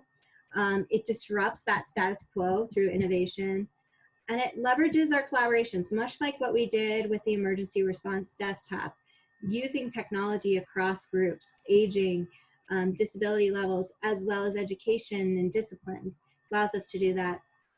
Build capacity, and then of course, fidelity and data in our decision making. And the Coleman Institute in October will be launching and convening the first Colorado Technology First Advisory Council. So it's going to be happening here in our state as we support other states in making it happen in their states. So how, as we start to wrap up, what are some of the kind of key points here? So some of the key points is technology is critical to allow people to engage meaningfully in community living. Our digital world is so advanced and is really taking over that if we don't allow people with disabilities to engage in this digital platform and in this workforce, we are really denying people access to their community. And so the other piece is there are ways to create technology as a solution. And so when we think about building or going back between the fit between the person and their environment, technology becomes the solution. So I always, I try to encourage people, you don't get the technology because it's bright and shiny, or because it's something new. You get it because it helps a person solve their, achieve their goals that they have. So it's person driven. The technology has to be driven by that individual. The solution is by the individual. And there are many. I don't endorse any one solution because there's so many opportunities for those solutions. But thinking about what is the person's goal and how can technology provide a bridge or accelerate that person's opportunities. And then we get to kind of advancing the system, advancing policy, and how do we use what are naturally occurring realities of our environment to serve our community in a better way. And that's through the technology first and other activities to leverage those emerging technologies to serve our community and not be left behind. So I always kind of like to end some of my conversations and presentations with what can you do? How can you engage? What are the pieces that allow you to walk away with a tangible of what you can do? First and foremost, it's being an ally. So as we see technology advancements, there are certainly gatekeepers to people achieving technology, and there's still considerable misconception around people's utilization of technology and capacities to do so. You need to be that ally. You need to be that person who talks about the opportunities that technology provides in allowing access. These are our declaration champions in New York, who at they're part of a huge provider organization in New York. And for any training, new staff training that happens at that agency, that provider agency, these are self-advocates. These are advocates who come and say, this is why technology is important to us. And so they're changing that culture within that agency because they have allies there who allow them to say why the technology is important to them and how to embrace it in their daily lives. So you need to be an ally. You need to start to help change that culture. And I know technologies are scary. Technology, anytime there's an update, I get scared and I know I can't use my technology. I'm continuously frustrated when I have to call Verizon or my broadband when it's not working and it feels like it takes forever. But knowing that I'm willing to sit there and do it is because the benefits that those technologies provide. And we need to allow people with disabilities to also reap those benefits of the technologies. What are other things you can do? Well, one thing that's very simple is to take advantage of the technology that you already know. So the advancements in accessibility features in just the smartphones has just blown up in, you know, the last couple of years. I think that now the Apple smartphone has over 27 different accessibility features. And I think you'd be surprised if you give yourself the time to learn about some of the accessibility features, what you would start to use yourself and then apply. I often do presentations where there's not captioning or we haven't hired a captioner. Well, PowerPoint's new Microsoft suite has a machine, an AI-driven live captioning tool that's already built in to the new Microsoft PowerPoint. So trying to find what those accessibility features are that are being built in is something you can do right now, and then share it with people. Building on a culture of innovation and adaptability. So again, we want to start to innovate. We need to be the ones to drive the innovation. Think about where the problem is. Where are the challenges that you face, and what are the solutions that can come out of it? You know, MIT has an amazing tech lab and tech competition where every year they have folks come and they say, here's the challenge I'm facing, and engineering students and computer science solve that problem. But you can do that as well, and you can be the entrepreneurs who create those new technologies as we see those solutions, because no other person can create a solution besides the individual who has that lived experience. They are the ones who know what it takes, and they also know, you know, one of the challenges we see with some of these technology companies and technology innovations is they try to simulate disability. And self-advocates have told us for years that you cannot simulate, because you can't take in consideration what adaptations and how people have built their strengths around their environment. Building on that culture of innovation means using those strengths and adaptations to create something new. Making sure that, and I mentioned this earlier, that the person-centered approach to technology solutions is very clear, that it not be the bright and shiny, hey, we can get this, but it be, we're using this technology to allow someone to accomplish their goals and use it in a meaningful way. That's how people maintain their technologies and don't abandon their technologies, because it was there, it was driven by them to serve that purpose, and has that useworthiness that I talked about for that individual. Participate in meaningfully designing and creating new technologies. I mean, all of those several programs we have going at the Coleman Institute, many of them are engaging people with cognitive disabilities and family members and providers of services in that research. Certainly reach out to us if that's something you're interested in. We have been really advocating for the big tech companies to go directly to advocates, not go through third-party sources to connect them, but really get directly to advocates to pay them for their expertise. And that also will help create new jobs, because there is expertise, and we're seeing this in the new economy of how people are leveraging their strengths base and task-based jobs where it's focused on a task. This is the skill set the community has, and we need to leverage it and have them be benefiting, you know, through employment in that format. So you can participate in designing and creating new technologies. Engage in technology-related systems change efforts. Certainly we have new systems change here in Colorado around remote supports, technology first, but also nationally as we start to look at privacy and security issues for people with disabilities and engaging in these technologies. I recently just saw, you know, a new webinar about educating the youth of America in cybersecurity. How many people with disabilities are going to be engaged in that platform? I hope many, but thinking about how we engage our community in innovation there and technology. And then sharing your stories.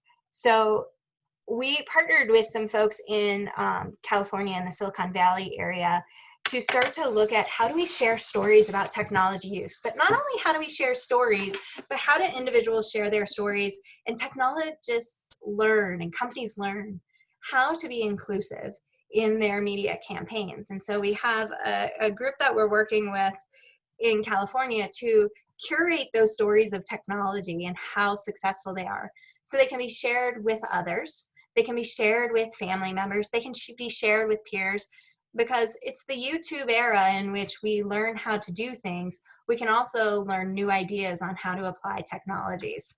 And so with that, I want to share one of my favorite teams. This is a group, and forgive me if it does not play. We tested it, but it may be a tech issue.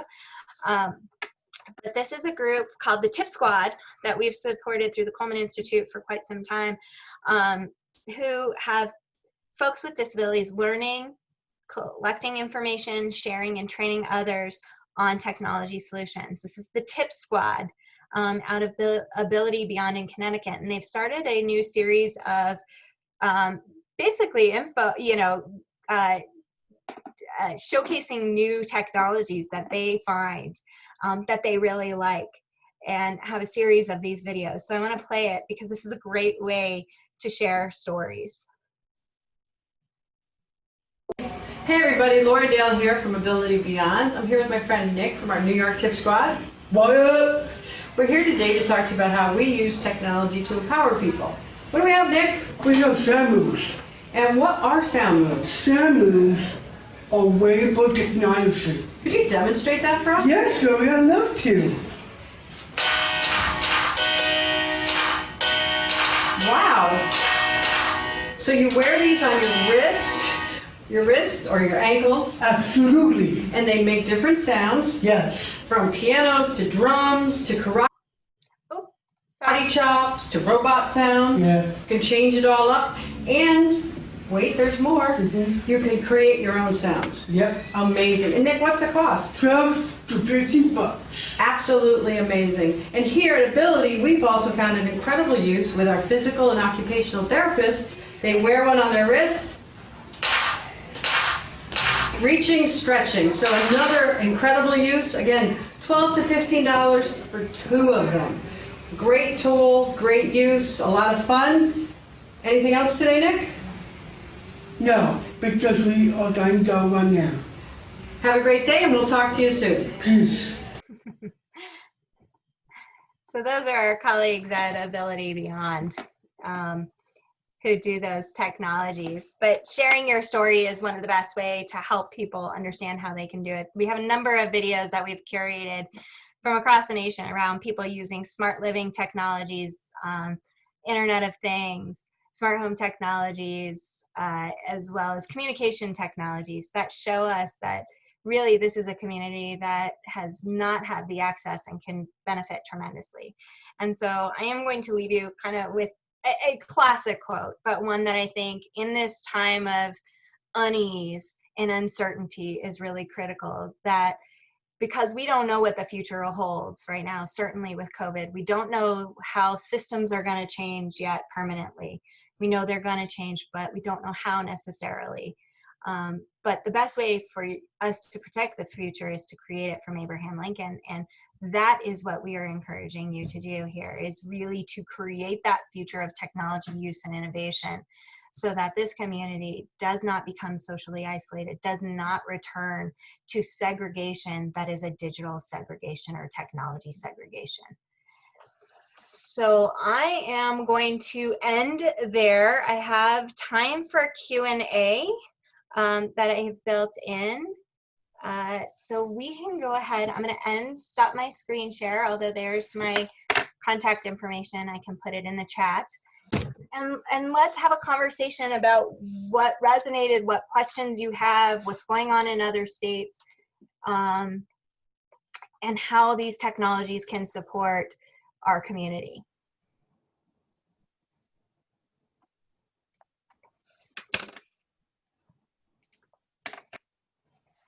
Any thoughts or questions? There was a lot of information there.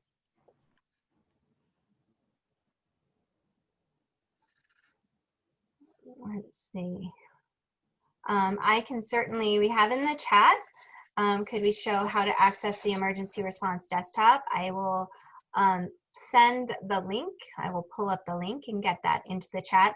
Joelle, since you were a partner on that project, is there anything else you would like to add about it and kind of what we're seeing in there now? Yes, thank you, Shea. And Shea doesn't brag, but there is no better partner in the state of Colorado to collaborate with than the Coleman Institute under the leadership of Shea Tanis. Oh, thanks. She develops the state of the state with her team, which is some of the best data that exists in our country about the landscape for people with intellectual and developmental disabilities. But getting to the matter of our collaboration on the emergency response desktop suite, we took a risk. We decided that it doesn't need to be a sure bet to decide that at a time when everybody in the nation is depending on technology to stay connected and informed about a serious public health crisis, when people are having their services and supports interrupted, that we shouldn't try to find a solution that would create more equity in that regard for people with intellectual and developmental disabilities. The project has incredible capacity to grow and to increase its impact in the lives of people with disabilities in Colorado. And what I would feature or highlight today is the opportunity that you and your community have to participate. We still have a great number of licenses, and we want to increase our impact in this state. We haven't yet achieved the degree of traction or impact that we're looking for, but we're not giving up. And we hope that you will help us. We hope that you'll be honest with us about what works well, what's more possible than it was before you tried it, and what we could do better to improve the project or something like it in the future. This is a really important opportunity. Unfortunately, we know that there is still not a systemic response to COVID that makes it a moot point. So there's still a chance to be involved, and we hope that you'll share it with anyone who would be interested.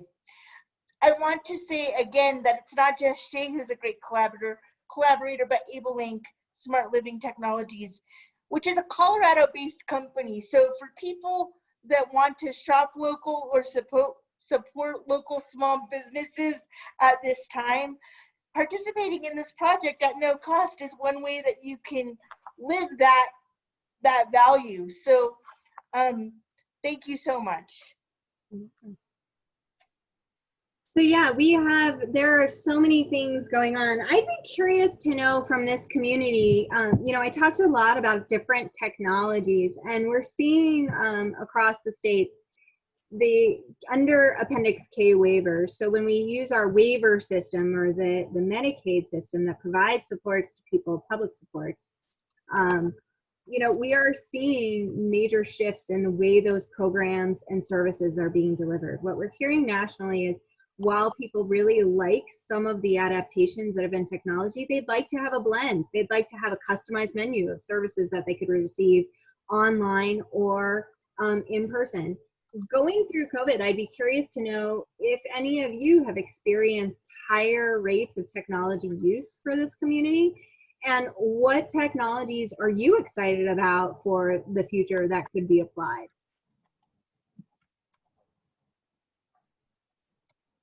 Ideas of technologies that you've seen used during COVID more recently, and ones that you're excited about the future.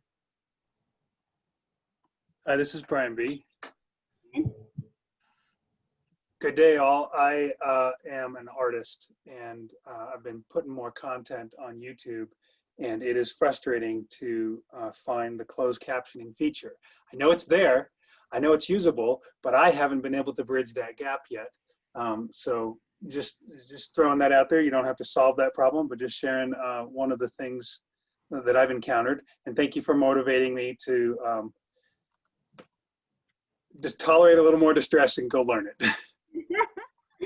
Well, I think what others also don't recognize is many of these large companies, and YouTube being a Google product, have accessibility chat lines that are made specifically for people with disabilities. Now, we've encouraged some of the folks we work with to ensure that there are agents, essentially tech agents, who can support the community of cognitive disability. And Brian, I am happy to connect you to that group and that listserv who talk specifically about the accessibility of those products. And know that there are a lot of those companies who do the same thing. It often is harder to find, but they are looking for direct feedback because they recognize the power of this community and really want to ensure that there's equity. That would be great. I even had a stakeholder who's deaf recently trying to access my videos. And so I was all the more disappointed that I had not figured that out. So yeah, thank you. Absolutely. I did see a question. Let's see, I'm going up to some of the questions. I added my contact information. Someone asked also about the emergency response desktop presence in the school system. That's a great question, and actually other states, as we've rolled out, have asked that. It was not designed for school-aged children. It was really meant for adults who were navigating daily living tasks. However, the beauty of that program is that it can be customized. So information like what is COVID and how do you respond to COVID, they were curated specifically for adults, but it could be customized to add that information for children. It just was not our target audience as we created it, but it could certainly provide that information. Let me see. I think the Calabrese Fund, I can send that link, unless I thought I saw Christiana, you could do that. Christiana, did you want to say anything also? Because you were a great partner on this with the Calabrese Fund in supporting it. I don't know if you're still on. Or Heidi, I think I saw you on earlier. We are so excited that in Colorado, that the ARC of Colorado has the Calabrese Fund, and that we're able to provide devices for people who otherwise might have to kind of go through some sort of arduous process or not get one at all. We've kind of made it pretty painless and seamless. And so I know we've talked to people in other states, and they kind of wish that they had a program in place like that. But yeah, we've been so happy to be able to help get this desktop out to several people across Colorado. Thanks, Heidi, and thanks, Cristiano, for being such great partners. Again, and the only thing that I would add, this is Cristiano from the ARC, is that HICPUF has changed some rules in terms of having access to technology through the waivers for folks that are currently on the waivers. So I think reaching out to case managers to see if that would be a good resource for community connection would be great to help really just leverage both Calabrese and the new rule changes. Yep, absolutely. And we were excited to work with them on getting remote supports played into Colorado services. And I think everybody's trying to expand. Certainly the changes in or the kind of relaxation of HIPAA guidelines have allowed people to have a lot more access to technology. So really excited to have that and see that happening as well. And what does that mean for the future of our technology supports here, not only in Colorado, but across the states and across service systems. And I think there's a lot going on, and that's important to be noted. So thank you, Cristiano. And like I said, we have a great community here in Colorado. We've got great partners. We've got JFK, who also disseminated the information on this. But I think it demonstrates the power when we all come together during a crisis. And this is where innovation happens and problem solving happens, we use each other's strengths and we're able to leverage them to create something really innovative. And I think there's more of that to happen in the future as we're looking at technology first and technology advancements. Let's see, there was another question here. Let's see, the conversations with CMS Medicaid to open service definitions and rules to allow more robust assistive technology supports.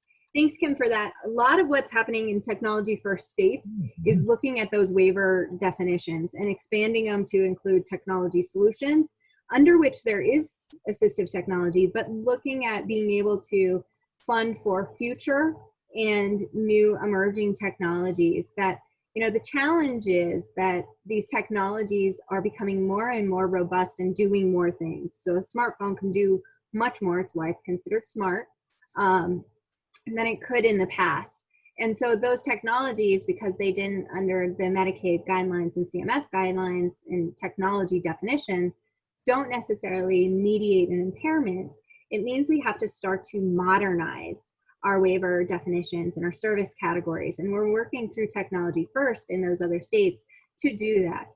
So looking at modernizing definitions that allows for Medicaid to reimburse. And there's a lot, there have been discussions with Medicaid and CMS around modernizing their language. They're seeing it as well. And it's just a matter of trying to figure out where that happens. But states are moving at different paces, and they're getting individual services approved through waiver redesign and waiver amendments that allow for greater access. So things like building in broadband into residential rates, things like building in technology upkeep into some of the assistive technology definitions or technology definitions. So there are discussions going on. There are going to be more, certainly with COVID. We're going to be having a national discussion facilitated by the Coleman Institute in November around what are the technology supports for COVID for this community, and how do we build policies to ensure that people have access to it. So really excited on those fronts. The funding streams and resources when HCBS or Medicaid is unable to cover. Well, you've seen one. You've seen the Calabrese Fund is one. The Assistive Technology Act program here in Colorado, ATAP or AT Partners, one of their wonderful features and the things that they do, amongst many others, is they curate a resource list of funding for technology and assistive technology. And that can be both, you know, private funds like the Calabrese or foundation funds. But one of their charges, and it's a charge to all the ATAP programs under their federal guidance, is to create a list of funding opportunities for technology. So I'm going to refer you to them. They have a great list. So Googling AT Partners, and they have what are those funding opportunities available there. But there are always many others. There's reuse programs, device reuse programs. And there are, you know, funds that are coming out of mill levy funds for technologies, a lot of opportunities for that. Let me see if there are others.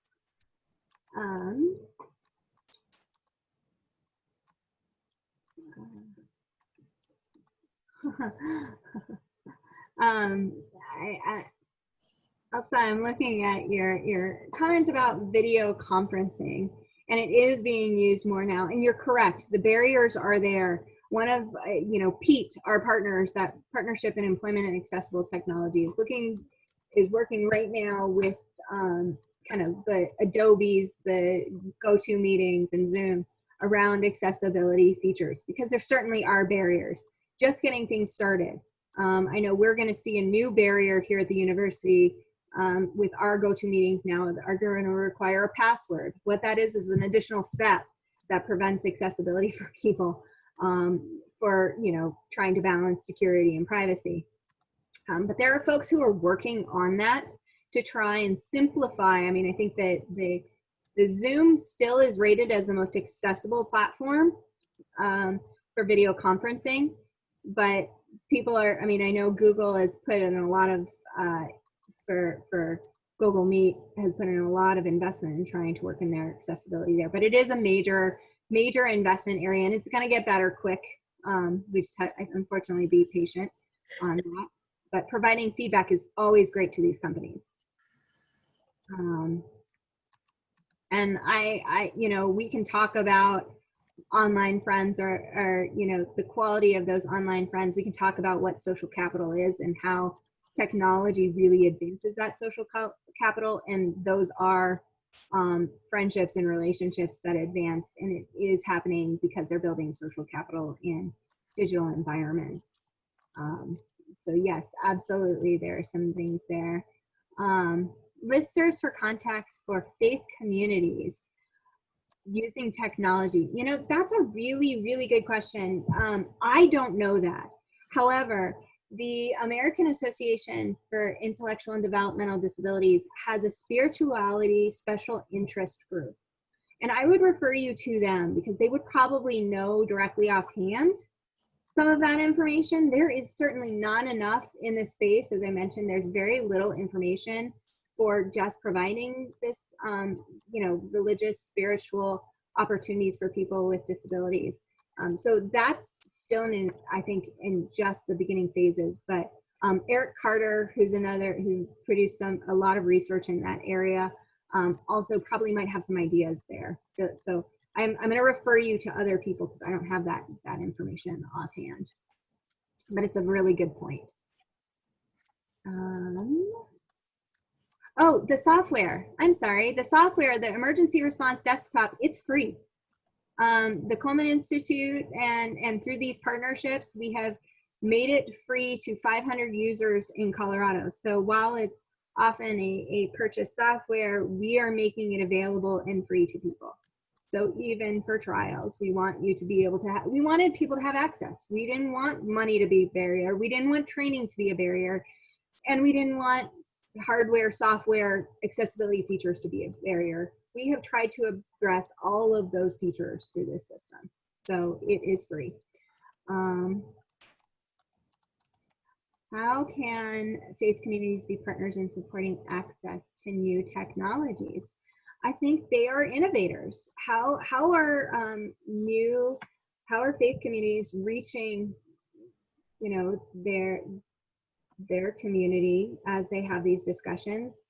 And those are things where I think there are opportunities now for really new partnerships.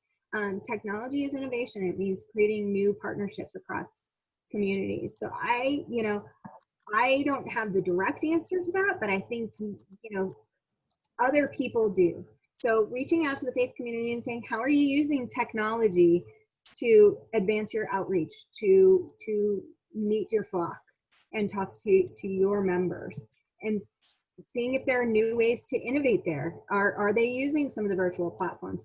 Are they using some of the music? So when we create music, are they using technologies for music creation, for participation, for our community? I think there are a lot of ways to think about that. Let's talk people need in the long run. Let's see. Your deaf community in Colorado, thank you. There's a telecast, thank you. Let's see. I think that there's a question about copying the chat. Other questions, any other things people would like to comment or tell me you're excited about? Because this forum is a forum where we would traditionally come and say, what are technologies you want to see us invest in?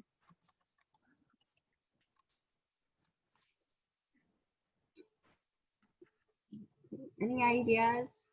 We've heard a lot about augmented reality from folks. Haptics, please. I love haptics.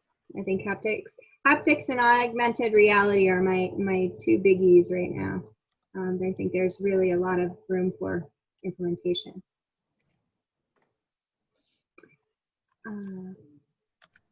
So I see the note from Dustin. Is it user-friendly for 11-year-olds with IDD? Are you talking, I'm assuming you're talking about the emergency response desktop. It would be user-friendly, but I don't know about the content being reasonable since it was made for adults. But you're certainly willing to take a close look. And thanks, Laura. Self-driving cars and autonomous vehicles is on the list as well. So with that, please send me your content. Please send me your questions or areas you'd like us to focus, and we'll be in communication. And thank you again to JFK for the opportunity to speak with you all and share some of our information. So Corey, I'll hand it off to you. Okay, thanks so much, Shea. This was wonderful information, and we'll find some way to make the chat available along with the recorded webinar, which is going to be available both from JFK and from Shea at the Coleman Institute. So at this point, we're, and you were right on time, going to turn the mic over to Joelle Bruner, the director of the Colorado Disabilities Council. But first, I want to tell you a little bit about Joelle for those who don't know her. She earned a Master of Public Administration with a concentration in public policy from the Evergreen State College in 2007, and a Bachelor of Arts in English from Seattle University in 1996. For 2 decades, Joelle's career has focused on advancing the well-being, economic advancement, and equity of communities of people with disabilities in Washington State and Colorado. She provided individual and systems advocacy for survivors of domestic violence and sexual assault with intellectual and developmental disabilities in the Seattle area from 2000 to 2005. For the next 13 years, Joelle worked at an executive level in the field of vocational rehabilitation in 2 states before coming to her current position. In 2012, Joelle received the National Disability Rights Network, TASC Advocacy Award, which is presented to people who have demonstrated outstanding leadership and effectiveness in the fight for the rights of people with disabilities. And before I actually turn it over to Joelle, I want to say something that I usually say at the beginning of these sessions, but CANDO has operated these 10 years as an ad hoc committee of the Developmental Disabilities Council. So here you again see a partnership that has operated within the community, and particularly the sisterhood of agencies funded under ACL. So Joelle came into the DD Council and continued that authority for CANDO to exist as an ad hoc committee. And we have come up against the 10 years of the Autism Strategic Plan, which was the reason for initiating CANDO. And so we're going to be conferring in the next couple months as to what kind of shape we're going to take going into the future. So with that, I'll turn the meeting over to Joelle, and then come back after Joelle's remarks with just a closing and to see if we have any more questions. So Joelle? Good morning, and thank you everyone for being here today. First, I want to let you know that there's a bit of irony that we're talking about technology today, because when I came on this call with Shea and Christine and Dina, for reasons that nobody understands, when I showed my camera, my image was upside down. And because I'm using a computer from the state of Colorado, fixing that would require the engagement of the Governor's Office of Information Technology. And I wasn't able to arrange that intervention in time to be starting this presentation. Otherwise, I would definitely show you my face and share the camera. So I ask for your patience on that score. I also wanted to thank you, Corey, for inviting me to present today. I want to recognize the impact of the work of CANDO. JFK partners with the council and we've collaborated on this effort since 2008.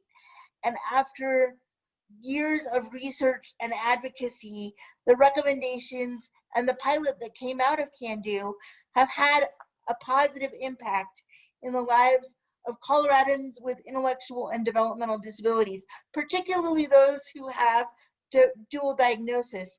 And the council has supported this partnership through the engagement of members such as Michael Hoover, Shannon Seacrest Zimmerman, and Jeanette Cardova. But the council's role has been modest at best, honestly, in comparison to JFK's efforts. And we'd really like to recognize you, Corey, and Carol Meredith for the instrumental roles you played in the success of the partnership. And before this meeting, I reached out to Corey and let her know that the council would be committing to supporting the next iteration of CANDO. So thank you for that. As we move into this time together today, I thought I would lay out some of what I would discuss. So if I'm successful in this presentation, you will understand more about what the Colorado Developmental Disabilities Council is, what the council does, how the council does its work, what are some of the examples of the council's advocacy, and what are some really timely opportunities that you have to engage and influence the next 5 years of advocacy and investment by our council, and what I will steal from Martin Luther King, because who is a better speaker than him, some elements of the fierce urgency of now. So those are my goals for this time together that we have. So I wanted to begin by letting those of you who don't know what it is know what the Colorado Developmental Disabilities Council is. So the Colorado Developmental Disabilities Council is a 23-member governor-appointed board. Its legal authority comes from the Developmental Disabilities Assistance and Bill of Rights Act of 2000 at a federal level, and Colorado Revised Statute 2710.5201. And the council is part of a broader network of 56 such councils in various states and territories. What we understand as the Developmental Disabilities Act was originally enacted in 1963 in a time when Americans with intellectual and developmental disabilities were largely invisible, devalued, and with myriad unmet needs. And I think the reason why the law came about at that moment is because of the legacy and the leadership of President Kennedy and his family, who had a member, Rosemary, who was a person with intellectual and developmental disabilities. And this also led the family, the arm of his family, the Shrivers, to found Special Olympics. So that's an example, a powerful example of what it means when families of people with disabilities are in key, powerful leadership positions and how they can influence the discussion. And just as society's ideas about people with intellectual and developmental disabilities have evolved since 1963, so has the law. In part, the Act seeks to prioritize research on the medical needs and best practices to serve people with intellectual and developmental disabilities.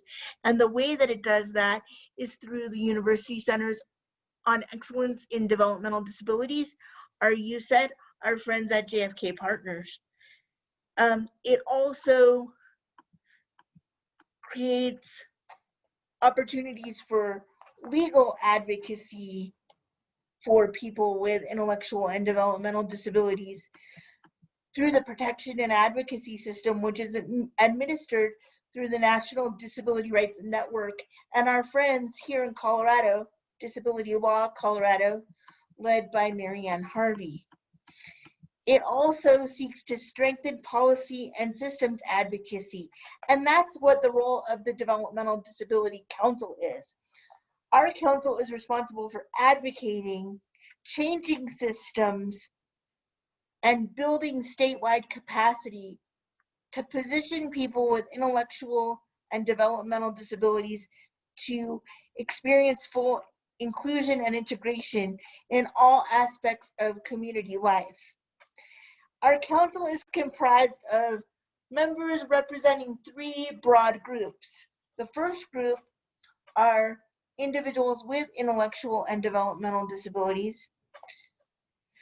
The second group includes parents, guardians, or immediate family members of individuals with intellectual and developmental disabilities across the whole spectrum of life, from birth to the end of life, and with a range of disabilities. So the Developmental Disabilities Council does not only focus on autism policy, but it focuses on the general experience of people with developmental disabilities.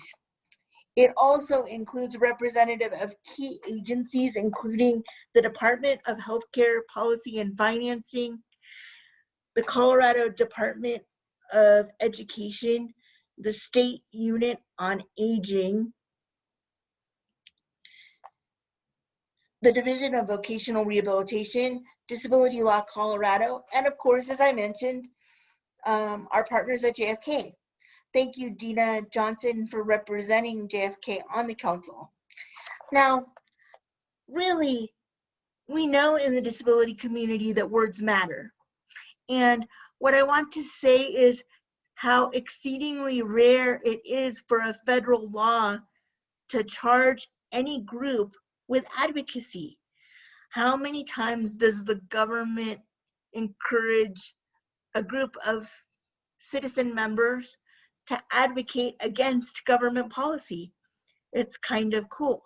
So I wanted to draw your attention to a part of the federal law that keeps me grounded and makes me hopeful during times when advocacy is hard.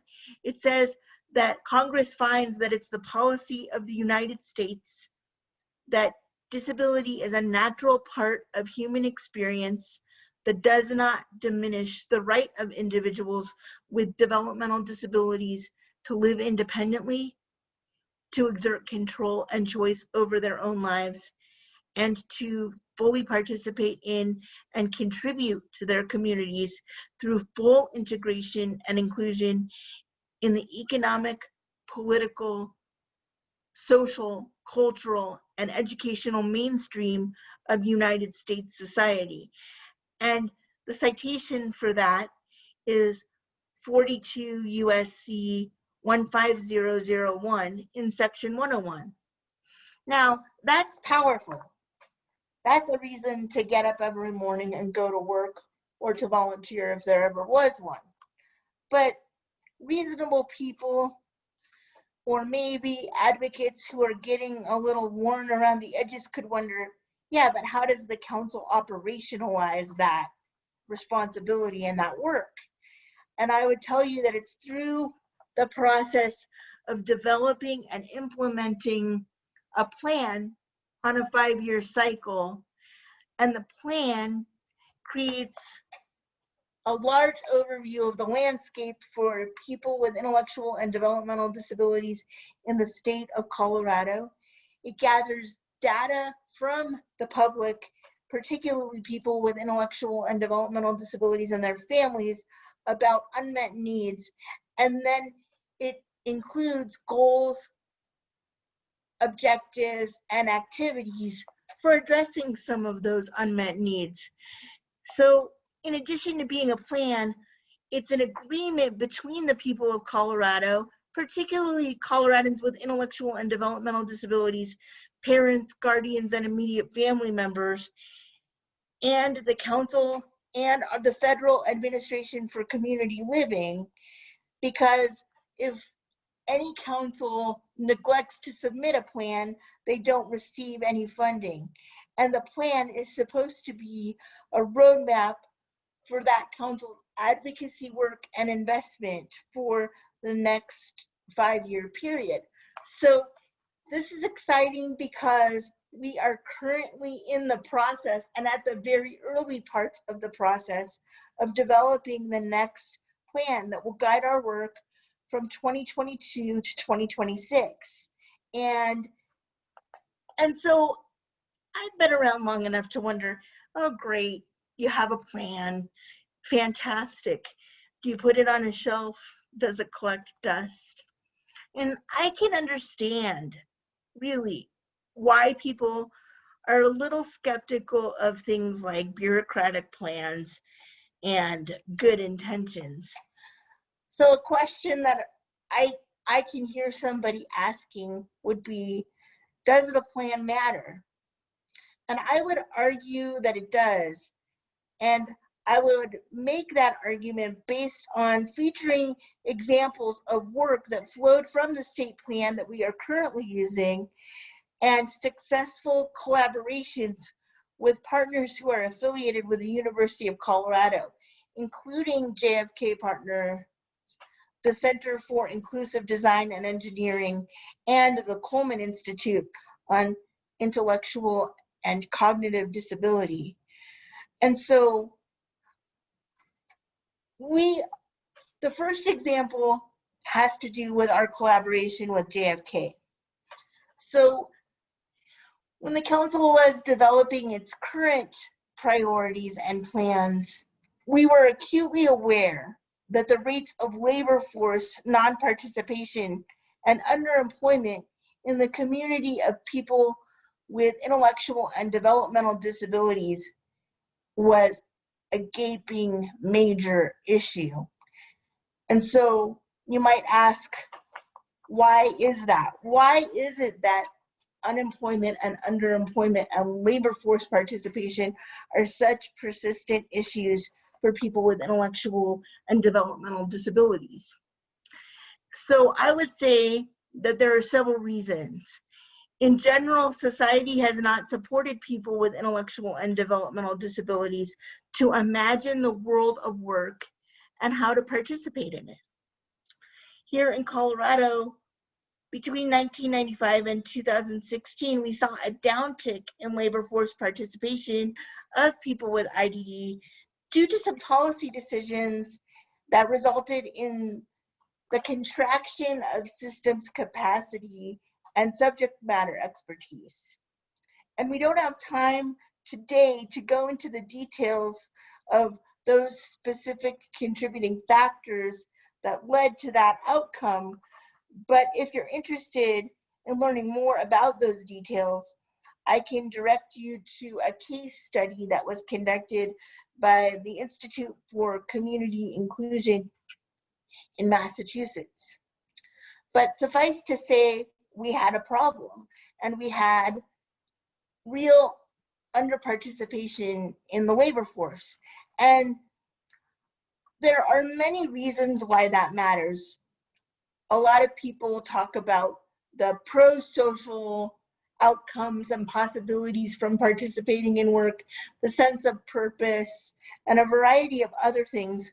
But for me, one of the main reasons why it has mattered to support and encourage people with intellectual and developmental disabilities to go to work in my career is because when people work in regular jobs, earning regular wages, the system calls that competitive integrated employment, then they have money, they have some resources to fuel their dreams outside of work and to build lives that are enjoyable in ways that they imagine. And I think that is an important aspect of realizing that's integration and inclusion, supporting self-determination and better quality lives.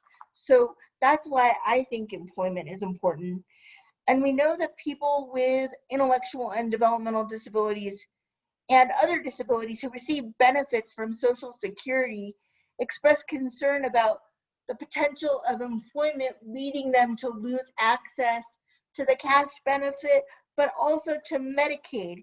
And Medicaid is such an essential benefit for so many people with disabilities, particularly intellectual and developmental disabilities, who need a range of supports and services to be successful. But many may not know that Ticket to Work and other policy initiatives may reduce that likelihood of losing benefits and of losing access to key supports and services that people need. Another factor that we need to look at is that the community of people with disabilities writ large has double the representation of part-time work. And we know that part-time work is less likely to provide benefits. And we also know that some people choose part-time work. And they choose part-time work for a range of reasons. And when people want to have part-time work, that's one thing. That's success. That's their vision of participation. And I'm not knocking that. But for people who truly wanted to work full-time or 3/4 time, but who aren't working more than 20 hours a week, they haven't yet achieved their vision of what they want. We know that there's an overrepresentation of people with disabilities, including intellectual and developmental disabilities, particularly in the service sector, and in other work that tends to pay lower wages in fields that have a terrible name, that are considered unskilled, and where higher rates of automation are happening and contributing to unemployment. I know that people have talked about food, flowers, and filth since, very early after the authorization and the enactment of the Rehabilitation Act of 1973. So with that awareness, with our council knowing that this is a problem, the question is, what can the community do and what can the council do? So first of all, we need to address the policy and systems issues that have contributed to the contraction in systems capacity and labor force participation. This is a key point. It's a central point of this presentation, and I'm going to come back to it, but I'm going to be offering a few other things we can do. We can examine our own expectations about whether and how people with IDD can be employed in regular job, earning market rate wages. We can encourage our peers or our family members with intellectual and developmental disabilities to consider working outside of the service sector or other sectors that pay low wages and that are at greater risk of automation. We can encourage people to consider working in artisanal fields that are less easy to automate. We can encourage people with developmental disabilities who are working part-time and who want to work full-time to try to dip their toe in that water. And we can encourage our friends who are not participating yet in the labor force to consider participating at a part-time level. If all of those actions were implemented, we would see a great uptick in labor force participation of people with disabilities and with intellectual and developmental disabilities in particular. And there's no reason why that's not possible. But let's get back to the brass tacks of why this matters to the council's 5-year plan and why I'm highlighting this issue. So the first thing that I mentioned that we needed to do was to address the policy and systems issues that contributed to the contraction of systems capacity and subject matter expertise needed to help people with IDD in Colorado participate in the labor force. And that is the action that the Colorado Developmental Disabilities Council and JFK Partners has focused on with great intent over the last 5 years. And here's what we've accomplished. The state adopted a policy paradigm called Employment First. Employment First is a policy paradigm and it's a service model. The policy paradigm of Employment First is that anyone who, with appropriate supports and services, who wants to work and who has a disability of any type or degree can be supported to work. And so that policy paradigm was adopted by the state of Colorado in Senate Bill 16077. And in that bill, a couple of things happened. One of the key things was that the Employment First Advisory Partnership was established. And at the time of its establishment, what I'm going to call EFAP going forward was a completely unfunded mandate to try to get 5 departments of state government to come together with one mind. Let's talk about who those partners included on a state government level. It included the Division of Vocational Rehabilitation. It included the Department of Healthcare Policy and Financing. It included the Colorado Department of Human Services, the Colorado Department of Education, and the Colorado Department of Higher Education. It also included 20 volunteers representing various experiences who came together and who worked for a year to examine the issues and to make a report of recommendations that would change the system. And one of the recommendations was that people who provide employment services would have required training standards that would increase their subject matter expertise and their capacity to effectively serve people with intellectual and developmental disabilities to get and keep the jobs they want. And so following the enactment of Senate Bill 77, in 2018, Senate Bill 145 increased access to training for service providers that would teach them what the best practices were and how to implement them to achieve supported and customized employment outcomes. And some of those practices included systematic instruction, which is a really key methodology for helping people with, and I don't like this language because it's pathological language and I don't usually use it, but it's language that the VR system uses, the most significant disabilities to get work. I think everybody's disability and practice is significant to their own life, but what the most significant disability means in VR speak is people with disabilities that create impact in 4 functional areas of their life or more. And that is often people with intellectual and developmental disabilities.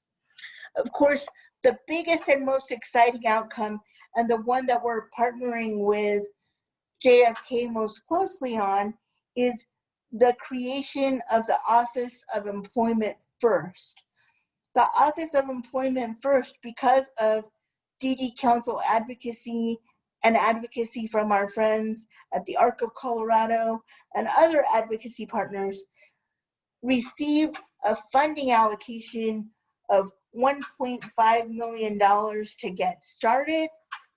And I think anyone who's part of this call knows how rare it is for employment, for any disability program to get state dollars other than Medicaid waivers. And I think that was a notable accomplishment.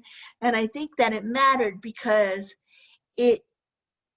when paired with DVR's federal match, it it led to a total of $7.9 million of funding to increase employment for people with disabilities over a 3-year period. So I think that's an exciting outcome.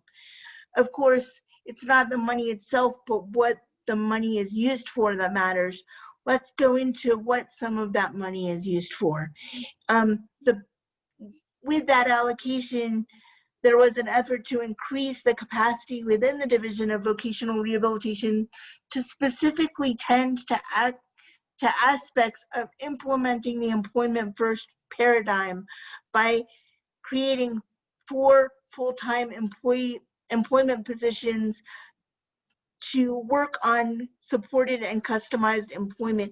It expanded the employment pilot statewide, and it positioned the Department of Healthcare Policy and Financing to provide incentives to providers to support transformation.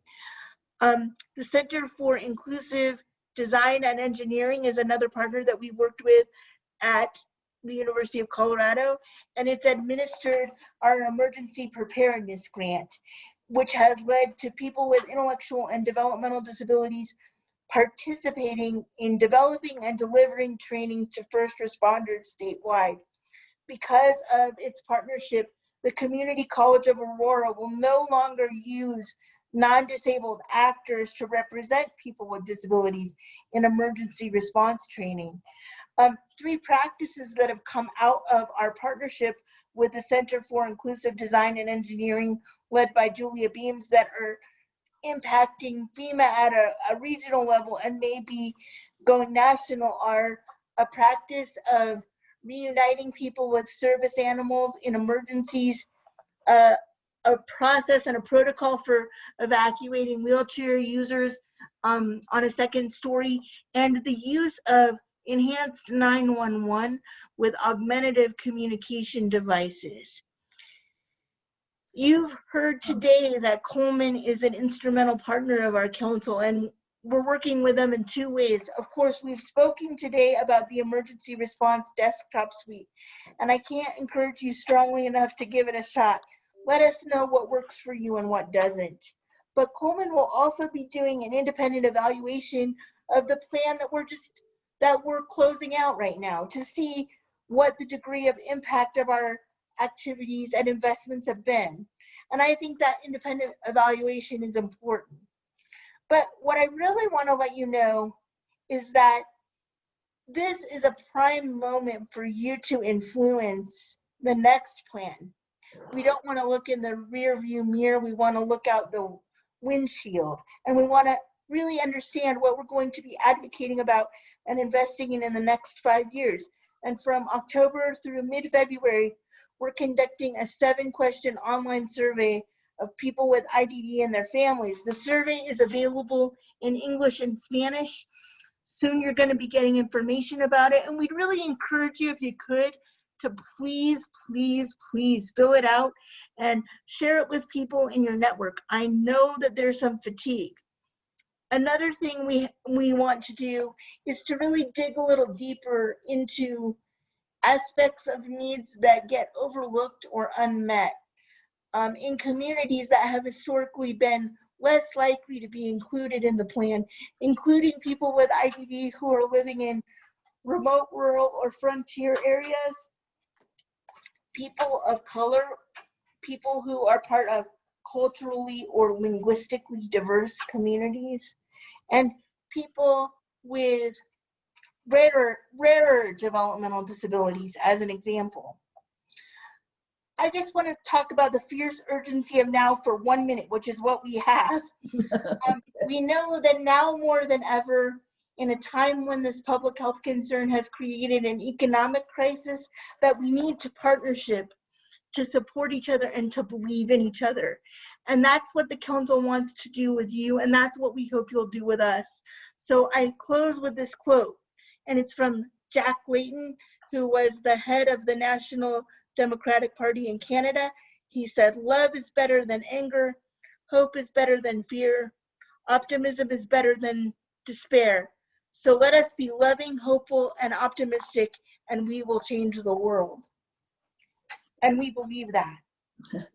Joelle, thank you so much. We really appreciate all of that information, and I think maybe there's some stuff that hopefully we can get into the information that we disseminate. So again, thanks to both Shea and Joelle.